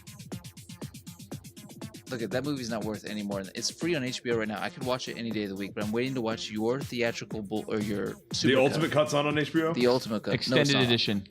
I'm waiting to watch it. No, it's called the I'll buy ultimate edition. Yeah, so the extended edition has Ben Affleck taking a shower for no reason, and you just see his ass. He was going to a party. He's might getting be ready for a worth it. party. That's right. That might be worth the $9.99 price tag. Well, so I guess on Braveheart, Sophie Marceau's in it as the French princess. She's gorgeous. She brought, and this movie brought us Sophie Marceau. Like, I didn't know who she was before this film. Gorgeous. She is. She's beautiful. She's a beautiful lady. Beautiful great. lady. She's great. She's The movie tremendous. is fantastic. Tremendous. And I think we've all seen it. I think it's like been talked about forever. I think it's a great film. And they It kill deserves- the main character, dude, at the end. That's great. Yeah. That's a hardcore move. It as deserves always. to be number one on anyone's list. I will not fight it. It's a fantastic film. Absolutely. And on top of all that, this wonderful movie we just talked about, all these great reasons, the casting, the story, the action, the planning of the battle sequences, the gay bashing, all of these wonderful things were all done and directed by Mel Gibson. And I gotta say, he did this all while directing this movie too. And this was the last film that he would direct and act in, because after this film, he said, "That was stupid of me, and I will never do it again." I'm sure it was Too much very work. hard. He never did it again, but he knocked it out of the cameos, park. but He never cameos in anything he's in. he cameos in Passion of the Christ and Apocalypse. I think Apocalypto, the cameos in the trailer only, and in Passion of the Christ, I didn't know he had a cameo, and Yeah. I heard there's a rumor that he's a cameo in Hacksaw Bridge, but it's not clear at all. Yeah, I know who he is in those. Interesting. Okay. Well, good. I think it's incredible that he was able to pull off with a directorial film like where he was both director, actor, and he did pull off so many Oscars. The movie is really great. So that's my number one. Noli, what's your number one? My number one is Lethal Weapon. The first one. I can't believe you don't have it on this. Dude, it's a fucking great movie. I had feel it at number 3. You had all 4 at number 3. I still don't think we should be allowed to do that. It epitomizes the Mel Gibson persona, though. Just a fucking crazy, maniacal fucking madman. It's a who'll very do anything. different movie. Like, if you watch Lethal Weapon and then watch Lethal Weapon 4, it'd be like, these are the same fucking series? Because he's a different character by the 4th one. He's depressed and insane in the first one. Gentlemen, I have a question for you about Lethal Weapon. Now, I will preface this with Die Hard is a Christmas film. Yeah. Die Hard 2, Die Harder, is not a Christmas film, but takes place at Christmas. Okay, hang on. You probably know where I'm going here, though, already. Shane Black wrote Lethal Weapon. Is Lethal Weapon a Christmas movie or a film that takes place during Christmas? And one more time for Shane Black, Iron Man 3 is a film that takes place during Christmas. It is not a Christmas film. Lethal Weapon is not a Christmas film. Right, It is yeah. a film that takes place during Christmas. Felk? Yeah, same. I totally agree with that. Okay, cool. Some people like to claim Lethal Weapon as a Christmas movie and bring it up during the holiday season, and I say, no, but you can't do that with Die Hard. Die Hard Well, and only Die Hard. It does have a scene where it has a scene in a Christmas tree lot. It has scenes where Christmas trees are in it, like a car crashes through a house. So yeah, isn't it Christmas. also a Christmas song playing like during the opening sequence as well? Yes, it is. Yeah, so it has that, and it has a couple Christmas scenes, but it never is like an overly Christmas film. Not at all. You know, No. Not the way Die Hard is like on Christmas Eve, right? No, Die Hard, I think is Christmas Eve, and it kind of goes into Christmas Day with the snow being the paper falling all over the place. Yeah, Die Hard, everything and every shot, since it's all in the same area, is always Christmassy. Lethal Weapon, like, there's stuff in the desert, there's stuff like in the Pacific Palisades, there's stuff in downtown Los Angeles. There's stuff in a pipe room, in downtown LA randomly. Yeah. Like I love it, just right off Hollywood. There's a room full of pipes with water dripping everywhere, and you can just hang people up and torture them. That's one of my favorite torture scenes ever, when he's being tortured by Endo, who needs to be in every single movie in the 80s. He's actually in Die Hard, Endo.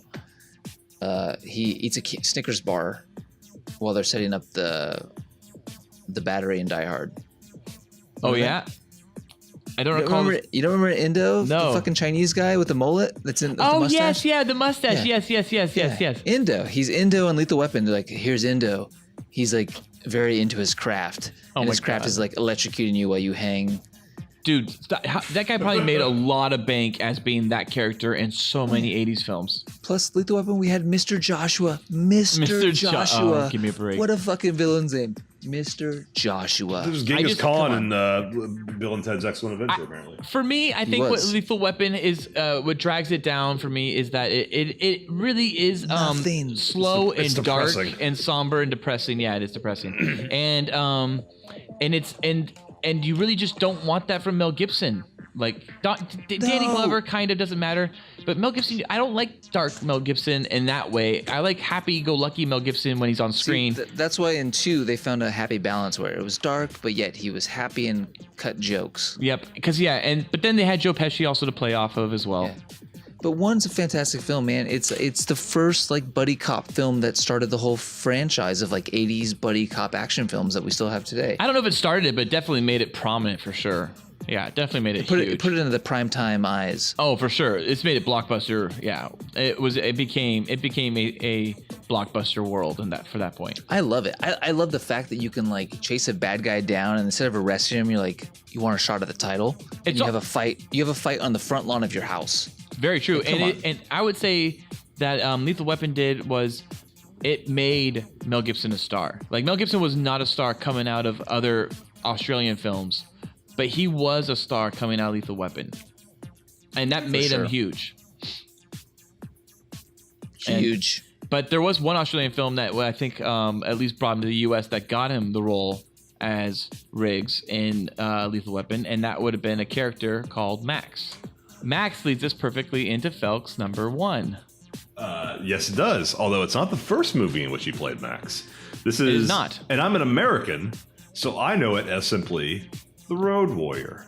Because we didn't see Mad Max by that point. It had not been released in the States. We didn't Road know Warrior what, was we didn't released know what first Mad in the Max States. 2 would have been. So we saw The Road Warrior. Yep. And I think it's a perfect movie. I think it is an absolute perfect movie. And he says, I can't even remember now. I want to say 17 lines in the entirety of the movie. He's acting with his face, which is a perfect face. He's like in his early 20s at that point still. He was very young for the roles. For the first Mad Max, he's like 20 years old, right? Oh, it's young. And my understanding was that it was his friend was going in for the casting, and they saw Mel, and he was all beat up from a fight before that night, and he was all like, they're like, hey, why don't you come in and read? And he did a good reading, but he was all beat up. So like, why don't you come back later once you've healed, and we can get a look at you? And they came back later, and he was all like, yep, you're gonna do it. And he just got into like a bar fight like the night before. Yeah. Every time I watch Fury Road, Mad Max Fury Road, I just simply picture an old Mel Gibson. Here's what I'll say about that. Imagine this: Mad Max Fury Road is a great film. Yeah. If they casted Mel Gibson today as an older Mel Gibson, an older Max, and put him in that role, I might be calling best film ever made. Yeah.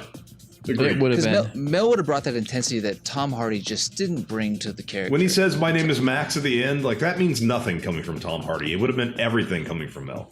I also think that Mel would have brought like this level of wink to the audience that's right. I've had all this shit in the limelight. Also, I am Max from back in the day, so I am constantly, winking to you about all the other shit I've done. So like this truck chase is probably reminding you of the truck chase I was in earlier too in Road Warrior. And it doesn't make much sense why they didn't cast him. I mean, the movie was a gamble to begin with. Yeah. Just get Mel to do it. Like, oh man, I don't think Charlize would have been in the film.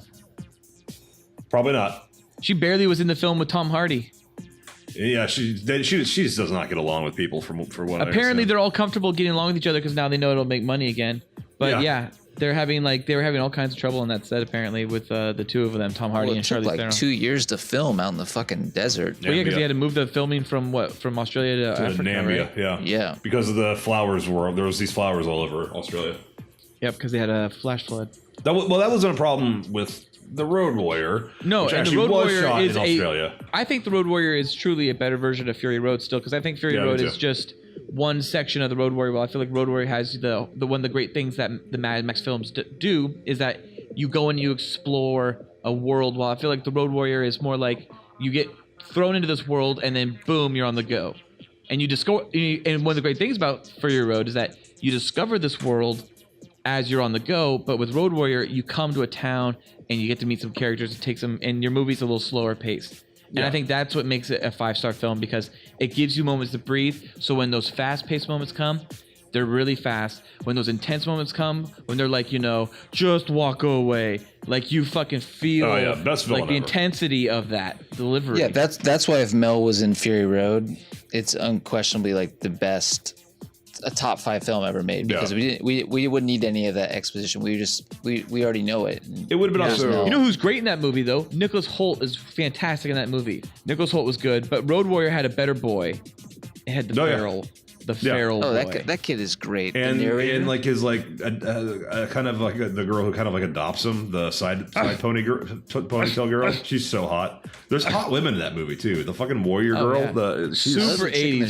In the shoulder pads. That's the warrior girl. Yeah. And one of the great things about the movie, they kill all those characters. She just gets shot in the chest with an arrow and slumps over. She falls onto the truck and that truck wipes out and has a huge accident. She dies, Felk. Everybody on that chase dies with the exception of just Mel. And Matt. The leader. I love when Mel's surprise. driving and he has time to step out on 2 legs and shoot a shotgun. Yeah. And then get back into the driver's seat. And he does it in real life. And he does it. And then they did it with Charlize too, and it was still a great shot. Yeah, it was still a good shot. I really like how that ending chase in Road Warrior is all for nothing. It's sand. It was a huge diversion so they could save everyone else, and everybody dies. It was and Max doesn't realize it. Max doesn't know that that's just sand. He gets duped. They planned this suicide mission, and they just did not tell Max. Because they knew if Max thought it was real, he would give it his all, and they would go forever.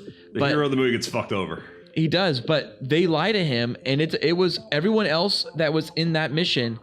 On that chase that was on the good side, they were well aware they were not coming back from that was essentially go as far and as long as you can until they kill you.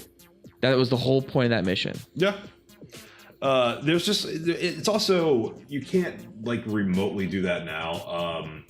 Hold on. Road Warrior was 81. Okay, so there's elements that you cannot. Yeah, but I don't think now. we could have possibly seen it till what it was like 82, 83. I didn't see it until I was like a teenager in the 90s. Oh, I saw it in the late 80s, but I mean, like, it was one of those films that like Bird on a Wire that was always on in the afternoon on like Sundays that I always just saw the final chase and I was like, what the fuck is this movie? And I kept seeing the final chase over and over again. I was like, I got to see this whole thing. I saw it unedited, and that's the way to see it because I mean, just the opening, it establishes the character in the world very perfectly, where he just. From a distance, sees a chick getting raped, and her boyfriend just gets murdered, and he just kind of like, well, I can't really do anything about this. That's the hero he is, and then he walks up, and the guy's like, help me, thank you, please, and he's just like, I'm just here for the fucking gasoline, man. I'm not. Road Warrior. Go ahead. That's his theme throughout the entire thing. Like I am just here to survive, and if helping you helps me survive, I'm on the good guy's side. Except the Road Warrior is what is supposed to be the first time he breaks that rule by staying with this team and going to like then help them on this chase to save the fuel? No, he's only helping them to get gasoline. Yeah, to get gas, but he's helping them. Yeah, he's on the side. He's a survivor who is just he never works with the bad guys. He's just always on the side of the good. But it's not his mission. He's just helping them for his own survival. That's he's not Superman, No, he's not. He's definitely not. I feel that he's the Max that he plays in Road Warrior is so far away from the Mad Max he plays in Mad Max. The Road Warrior Max is the Max that we get in like Beyond Thunderdome. It's the Max we get in Fury Road, but it's so not the same Max that he does in Mad Max. And it's one of those things that's really great about the Road Warrior 2 is it's the first time that they just George Miller just goes, fuck it, I'm just gonna change the movie because I want to make a different film and a better film, and he does that. He makes this really different movie from the way Mad Max ends, it doesn't lead you to think like, oh yeah, he's just gonna be walking a fucking road. Yeah, in the middle of the desert of the wasteland. It starts him off on a journey, and you don't see the middle part. You don't see the part where it completely falls apart. Everything just kind of falls apart, and he just becomes almost an animal. Yeah, exactly. Because there's a semblance of a police officer still when you leave him in Mad Max. That's why Road Warrior works as a standalone film. It's not really a sequel. It's just an expansion of that idea. Whereas Beyond Thunderdome is a sequel to the Road Warrior, and it's fucking terrible. It is and it isn't. And one of the things about I think it's watchable. I love Beyond Thunderdome. Without question, but yeah. I love Beyond the Thunderdome. But one of the things that's interesting about Beyond the Thunderdome, we may have talked about this in the past, I'm not sure, is it's two films.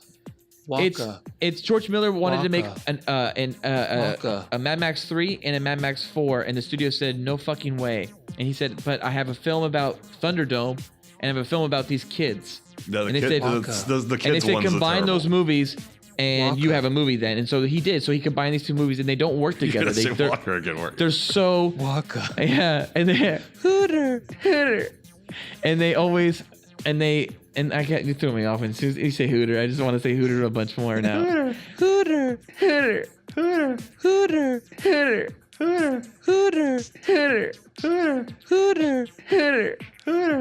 But I think Thunderdome suffers the most from that, but it's still fun. It's still a 80s. major like he gets a haircut for like 5 minutes of that movie. I feel like he also has really ugly, weird gray temples. What a haircut! But what's up with his gray temples? He has the fakest gray temples. He has him in Road Warrior too, though. He has him in Road Warrior. They're not that prominent. They're not as pronounced. Yeah. With the gray temples. Yeah, and then they're really faded. They're really faded in Fury Road. They're not there. Yeah, they're not there. Yeah, I don't know what Fury Road is. It's like a Mad Max. It's definitely not a Mel Gibson movie. Well, you know the theory that George Michael kind of posited to evereverone is that George. I hope you mean George Miller. Not George Miller. Freedom. Yeah. George. George Miller posited the theory that George Michael's posited that if you show him your dick, he'll show you his dick, and then when you show him when he shows you your dick, it turns out it was a police officer, and he gets arrested. Well, but George Miller said, I think was in an interview said something along the lines of that it's possible to believe that each telling you're seeing of these Mad Max films, from Mad Max to Mad Max 2, Road Warrior to Mad Max Beyond Thunderdome to Mad Max Fury Road, they're all stories being told around a campfire from somebody who survived the incident or survived the situation. Yeah. And you're hearing them tell you that story, and that's the story you're watching, is them telling that story, and you're just someone sitting around the campfire listening to it as well. Yeah, so the idea, I guess, for Mad Max 2, it's the feral kid is the Mad Max 2, and Mad Max 3, it's all the kids, and Mad Max 4, it's like, I guess it would be Furiosa. Yeah, or one of the brides. And Mad Max, that's the only one that's really not told from anyone's perspective. No, that's the only his one story. Yeah, I feel like Mad Max is the only one that's like, this is the accurate story, not embellished. And that's why all the other ones are so cartoony in different ways, because they're embellished by different storytellers, even though they're all being told by George Miller.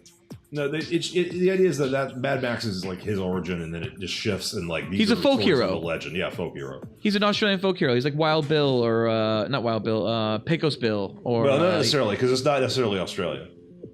It's only Australia and Mad Max, and then you don't know the other ones. It could take place anywhere. I just look at him as Australia. George Miller's actually said that Fury Road takes place in like the middle of the Atlantic Ocean. It's just dried up now. Really? Yeah. I did not know that. Oh wow.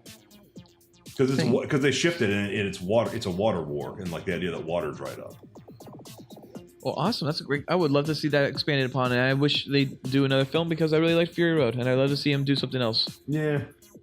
Well, it may not. It might have been all the stress and all of the issues making the film is what made Fury Road so great, because sometimes it's all that stuff that translates its way through the film to the audience, and we all feel it, the energy.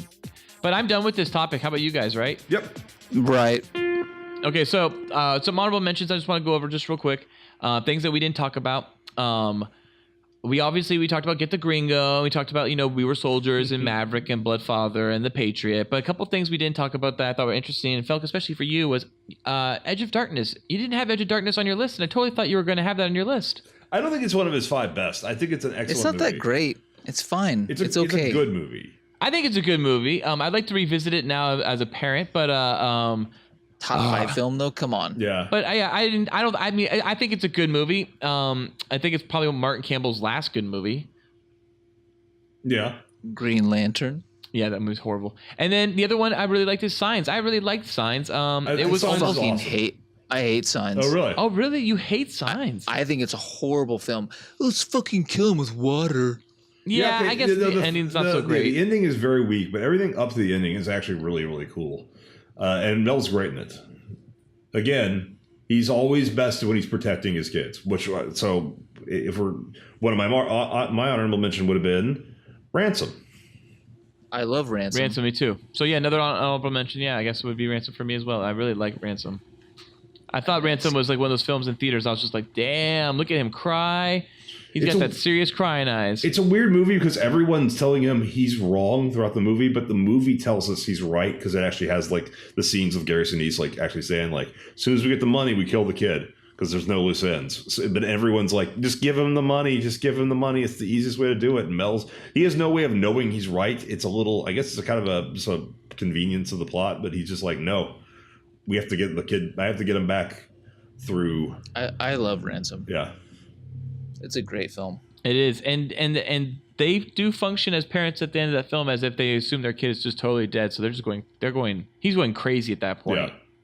But the third act, the whole suspense where it's Gary Sinise trying to claim the money and he figures it out because the kid reacts and pisses his pants.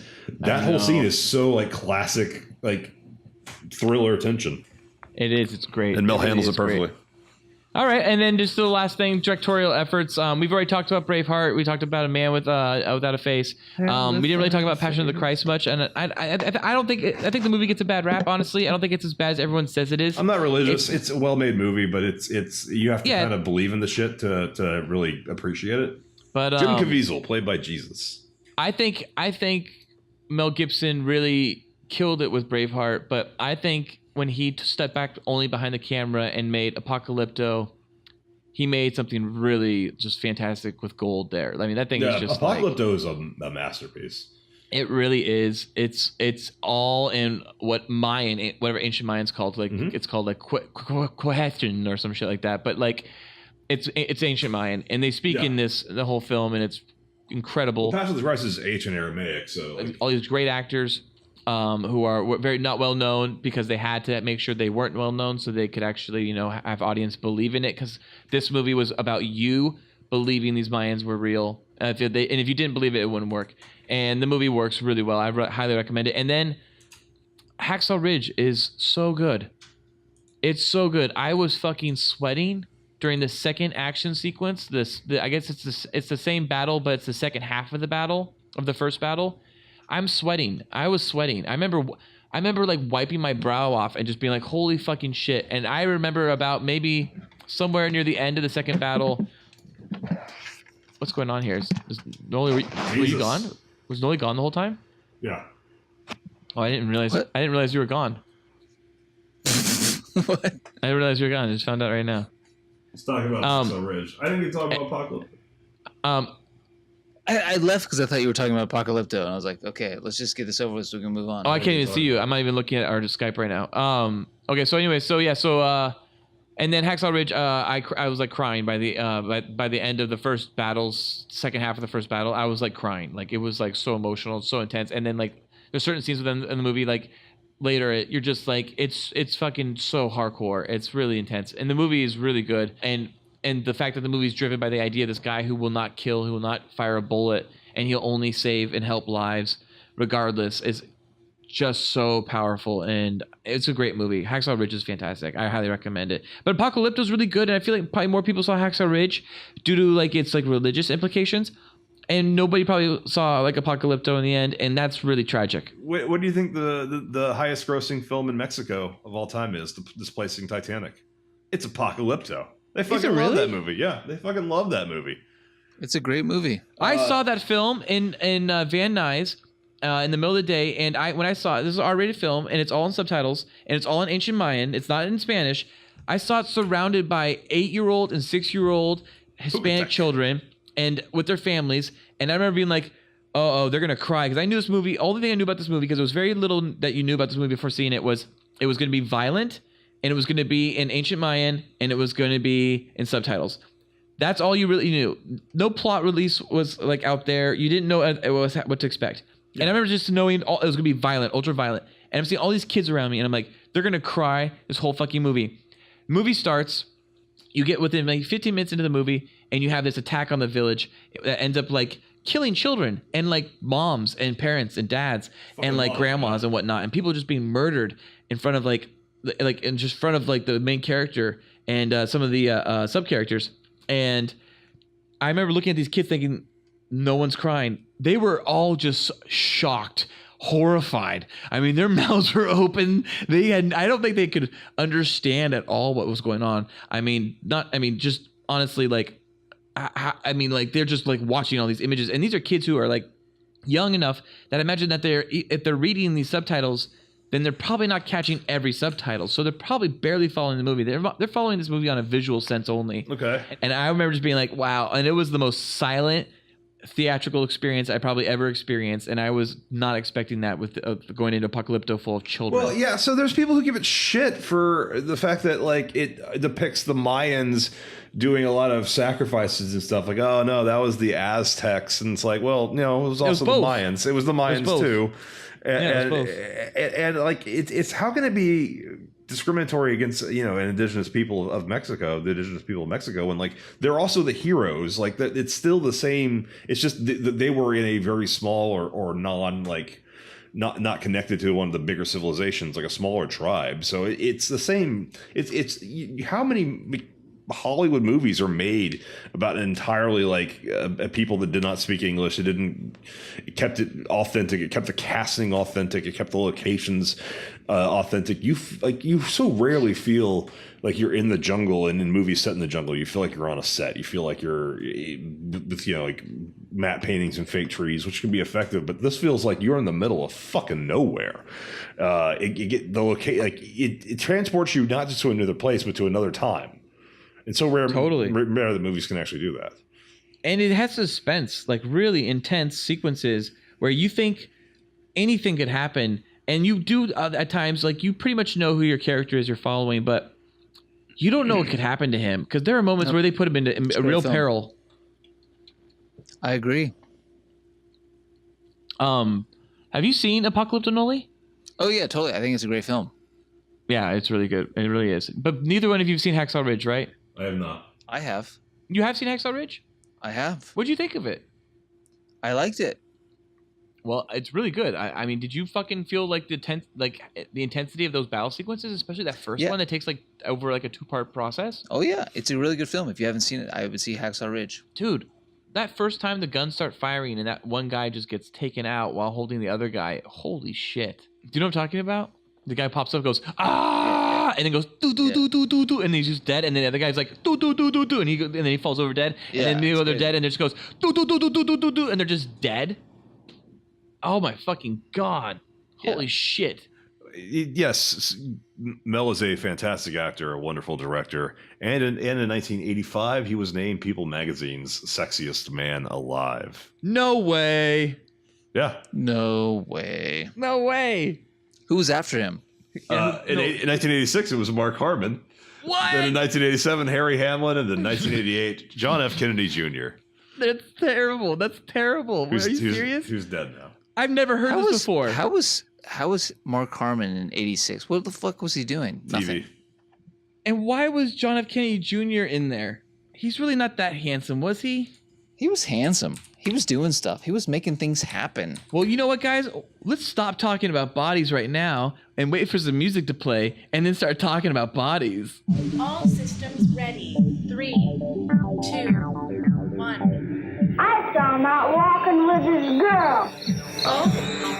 Talking bodies. Yeah. Talking bodies. Oh yeah.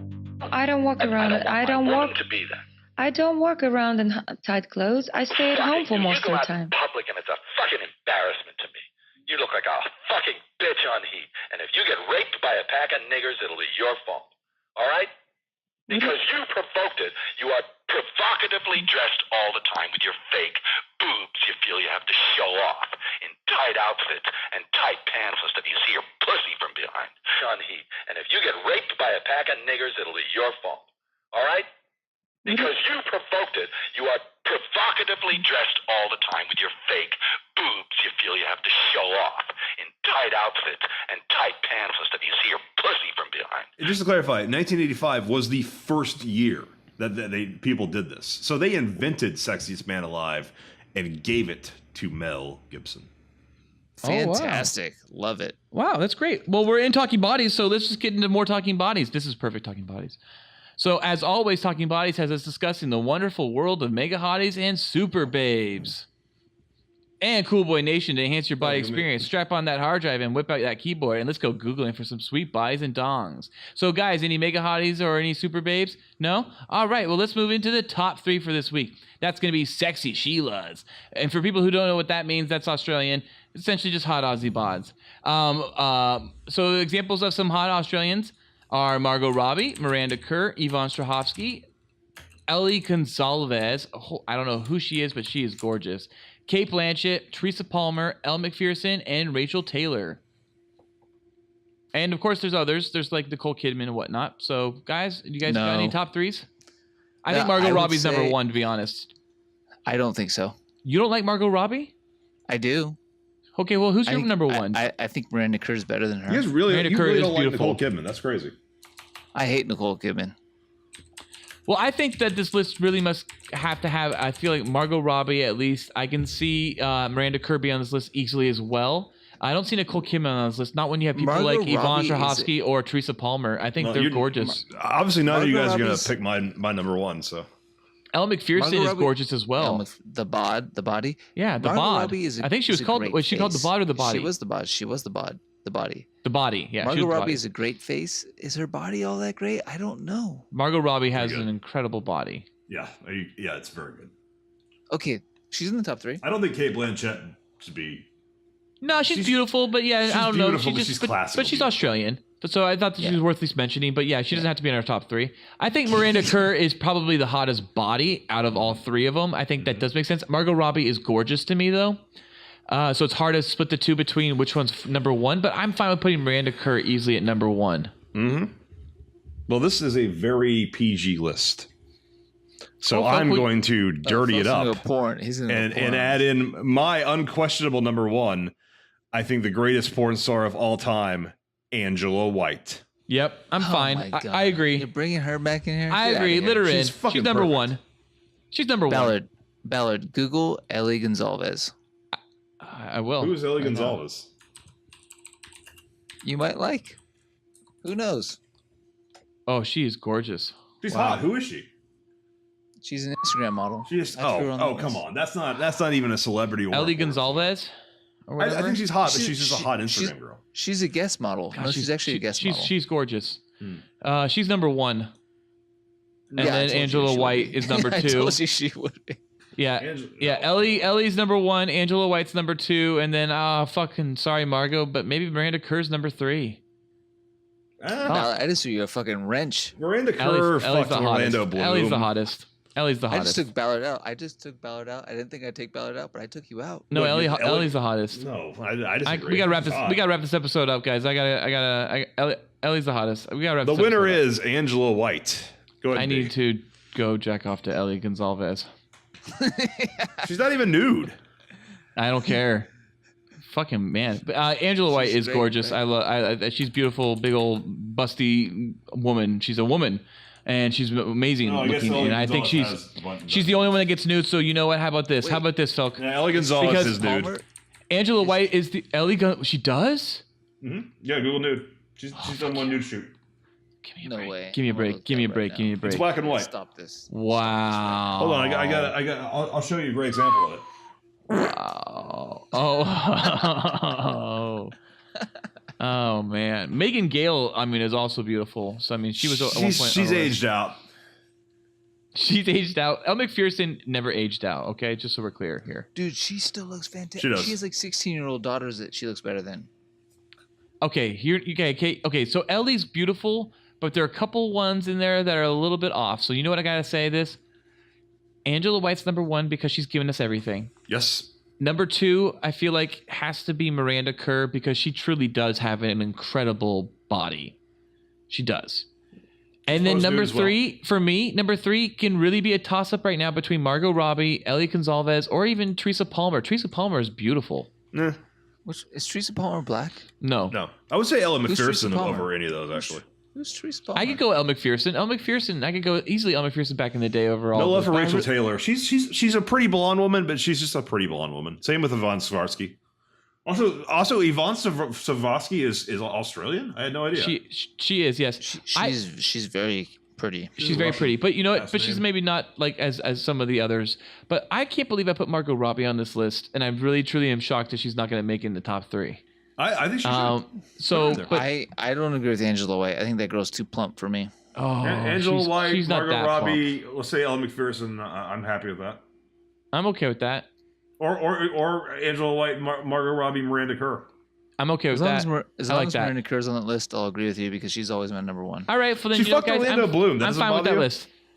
I'm fine with that list. It does bother me, and she fucked Justin Bieber too. It bothers me. Yeah, it fucking bothers me. Yeah, sorry, but I think she has terrible taste in men. She likes twinks. She's not gonna fuck you. She likes twinks.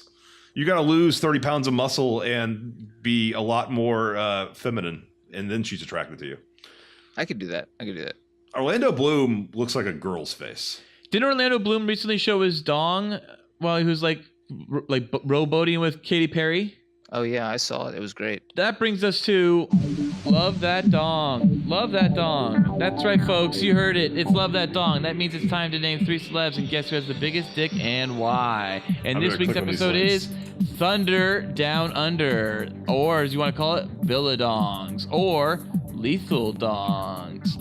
And that is going to be Mel Gibson, Russell Crowe, and Hugh Jackman. Folks, who's got the biggest dong? I never said Love That Dong, though. I did it for you guys. I'm burning through this. Okay, that's fine. I just clicked on the Hugh Jackman link. Yeah, let's keep going. These are fakes. I clicked on all 3 links. The Russell one was real, but it doesn't show his dick. But if you clicked on the Mel Gibson one? Yeah, I've clicked on them. Yeah, no, you. Wait, who sent them? These are Nolan's? I made them up. I put them up there last night. What are you laughing at? The Mel Gibson one? Yeah, these fakes. His head is much bigger than it should be. The Mel Gibson one is incredible. The Russell Crowe one's pretty funny. That one's real, I think. Isn't that just him? That's really him riding naked on a horse. So Mel Gibson has the shirt like half off. It's like hanging over the shoulders. He's holding his dick. He's wearing a bow tie. He looks great. Yeah, but the Hugh Jackman one. Everything's wonderful. This is actually really hard. I honestly don't know which of these guys has the biggest dick. They all seem like they have big dicks. Hugh Jackman's. He looks like he's feeling pain in that picture. So yeah, I think we can't do Sugar Tits and Mel Gibson story and not have Mel Gibson win this. So I think Mel Gibson has the biggest dong. I'm still gonna go. Hugh always wins in my book. Oh, Hugh. I would want to say Russell because he's Russell Crowe, but I mean, I feel like this is a tie. This is a 3-way tie. Is this a 3-way tie? I think Australians all have the same size dick. That's what it is. They're all 8.5 inches perfectly at the end. 8.5 inches, perfect. Yeah, of course. I forgot that. The only way one of them might win is if one of them's uncircumcised, and then the extra skin gets them that like 1/4 inch. Okay, so I guess then, gentlemen, who's the uncircumcised one? Probably Russell Crowe. Hugh, I said Hugh. Did you say Russell? Well, no one's gonna say Mel. Hugh Jackman, the person, is probably circumcised, but of course, if you, as Wolverine, he couldn't be circumcised, it would grow back. So Hugh Jackman wins? Well, Wolverine would win. But that's Hugh Jackman. That is Hugh Jackman, so I guess Hugh Jackman wins. But it's a 3-way Hugh Jackman. tie. Oh man. So Margot Robbie doesn't get number 1, and Mel Gibson doesn't get biggest dong. This is the worst episode ever. Well, only because Hugh Jackman's all Australians have the same link dick, and Hugh Jackman's would have definitely have foreskin because it would grow back because of his regenerative powers. Hugh Jackman really does grow back, though. Yeah. Hugh wins. Hugh wins. You know what? Actually, so. Maybe there's a secret winner in there, actually. And that secret winner is Nicole Kidman with her huge clitoris. Okay, I don't know where that came from. Wins. Did you not know about this rumor that Nicole Kidman has the biggest clitoris out of anyone in Hollywood? Oh my god. Come on, that's not... All right. Are you starting rumors? No, dude, this is real. This is real. Surrey Cruz started it. That's fucked up. Okay. Folks actually Googling this fucking bullshit. No, but seriously, Nicole Kidman's rumored to have like the biggest clit. Okay, that's great. Let's move on. You were a fool. I think you complain just to hear yourself talk. Yeah, I'll shut you up. Yelling at the wall. Haven't you had enough? Oh, yeah.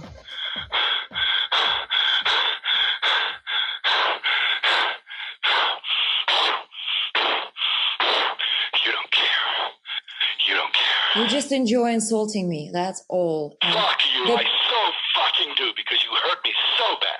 I didn't do anything. I look did at not me. do anything, and I apologize for nothing. You fucking selfish I heartbeat you did have. not do anything, and I apologize for nothing. What? What? Stop. You apologize for nothing? Stop. Well, then you're a dishonest cunt. Cool Boy Nation, tell us your top 5 Mel Gibson films. Also, if you wish to question our choices for the top 5 Mel Gibson films, or have any more insight on our Mel Gibson, then please let us know. You like that? Yeah. That's for you, big guy. Okay, so we have a comment on the Cool Boys podcast, episode 22, Morning Routines, guys.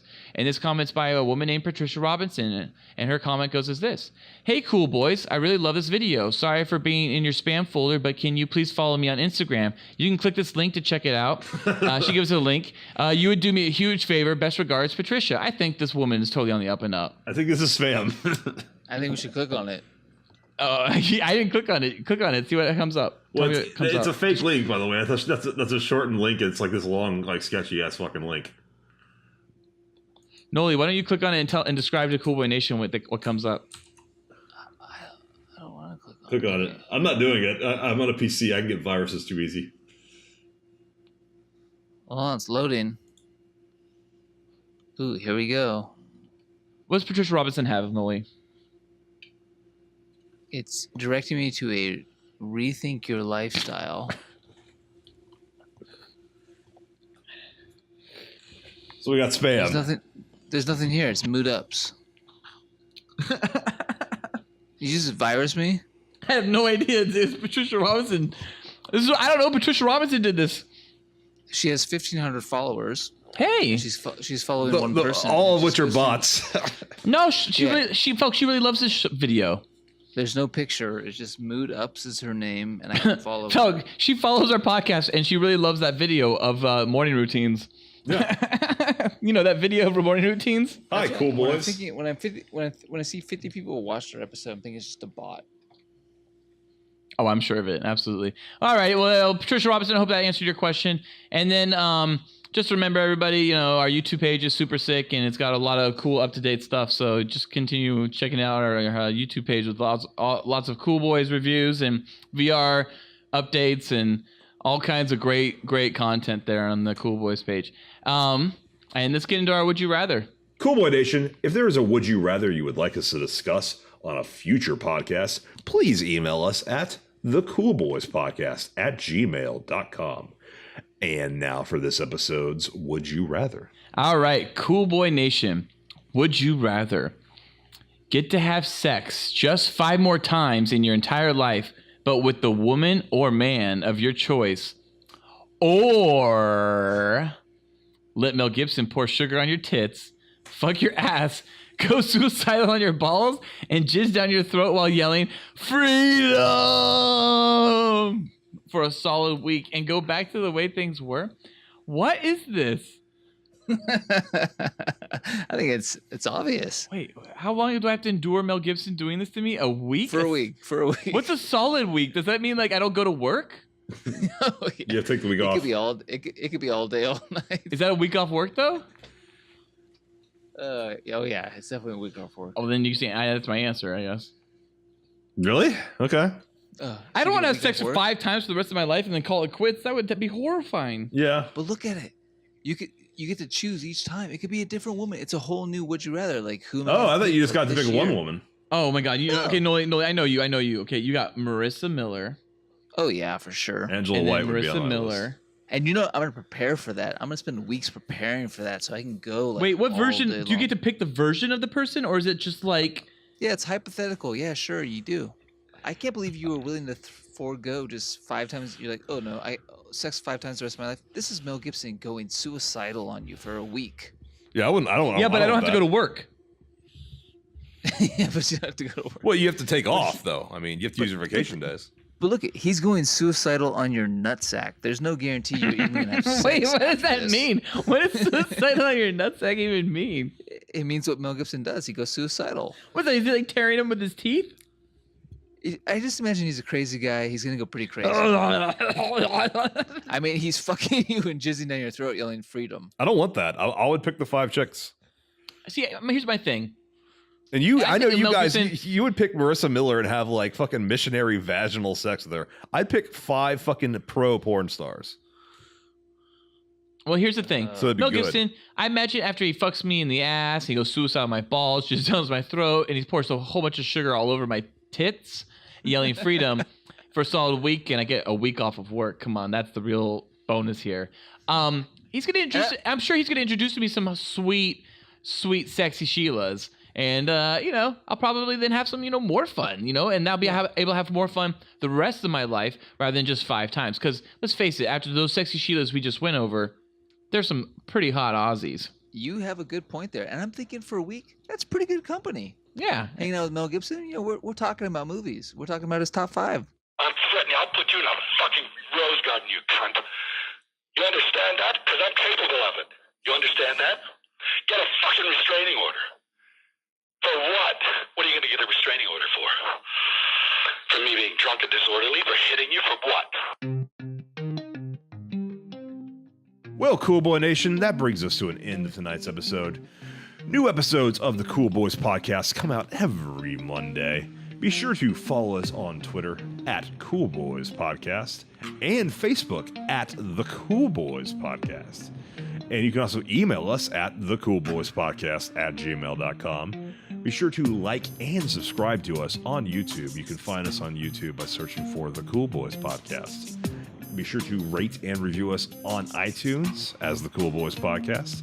And you can donate to us on Patreon and receive additional episodes of Cool Boys After Dark and a Cool Boys shout out on our normal episodes that air every Monday. You can find the Cool Boys Patreon at patreon.com/coolboyspodcast. Thank you for listening. Stay cool, Cool Boy Nation. Until next time, it's Byzies from Felk.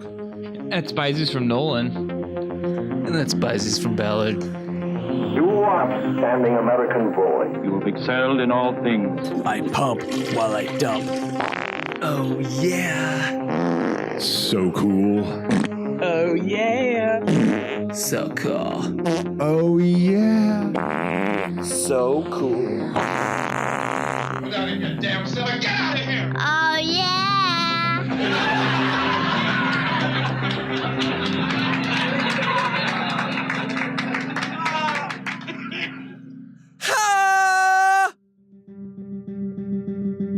This episode of the Cool Boys Podcast was brought to you by Love that Mel dong. Love that lethal dong. Love that Australian dong. Thunder from down under dong.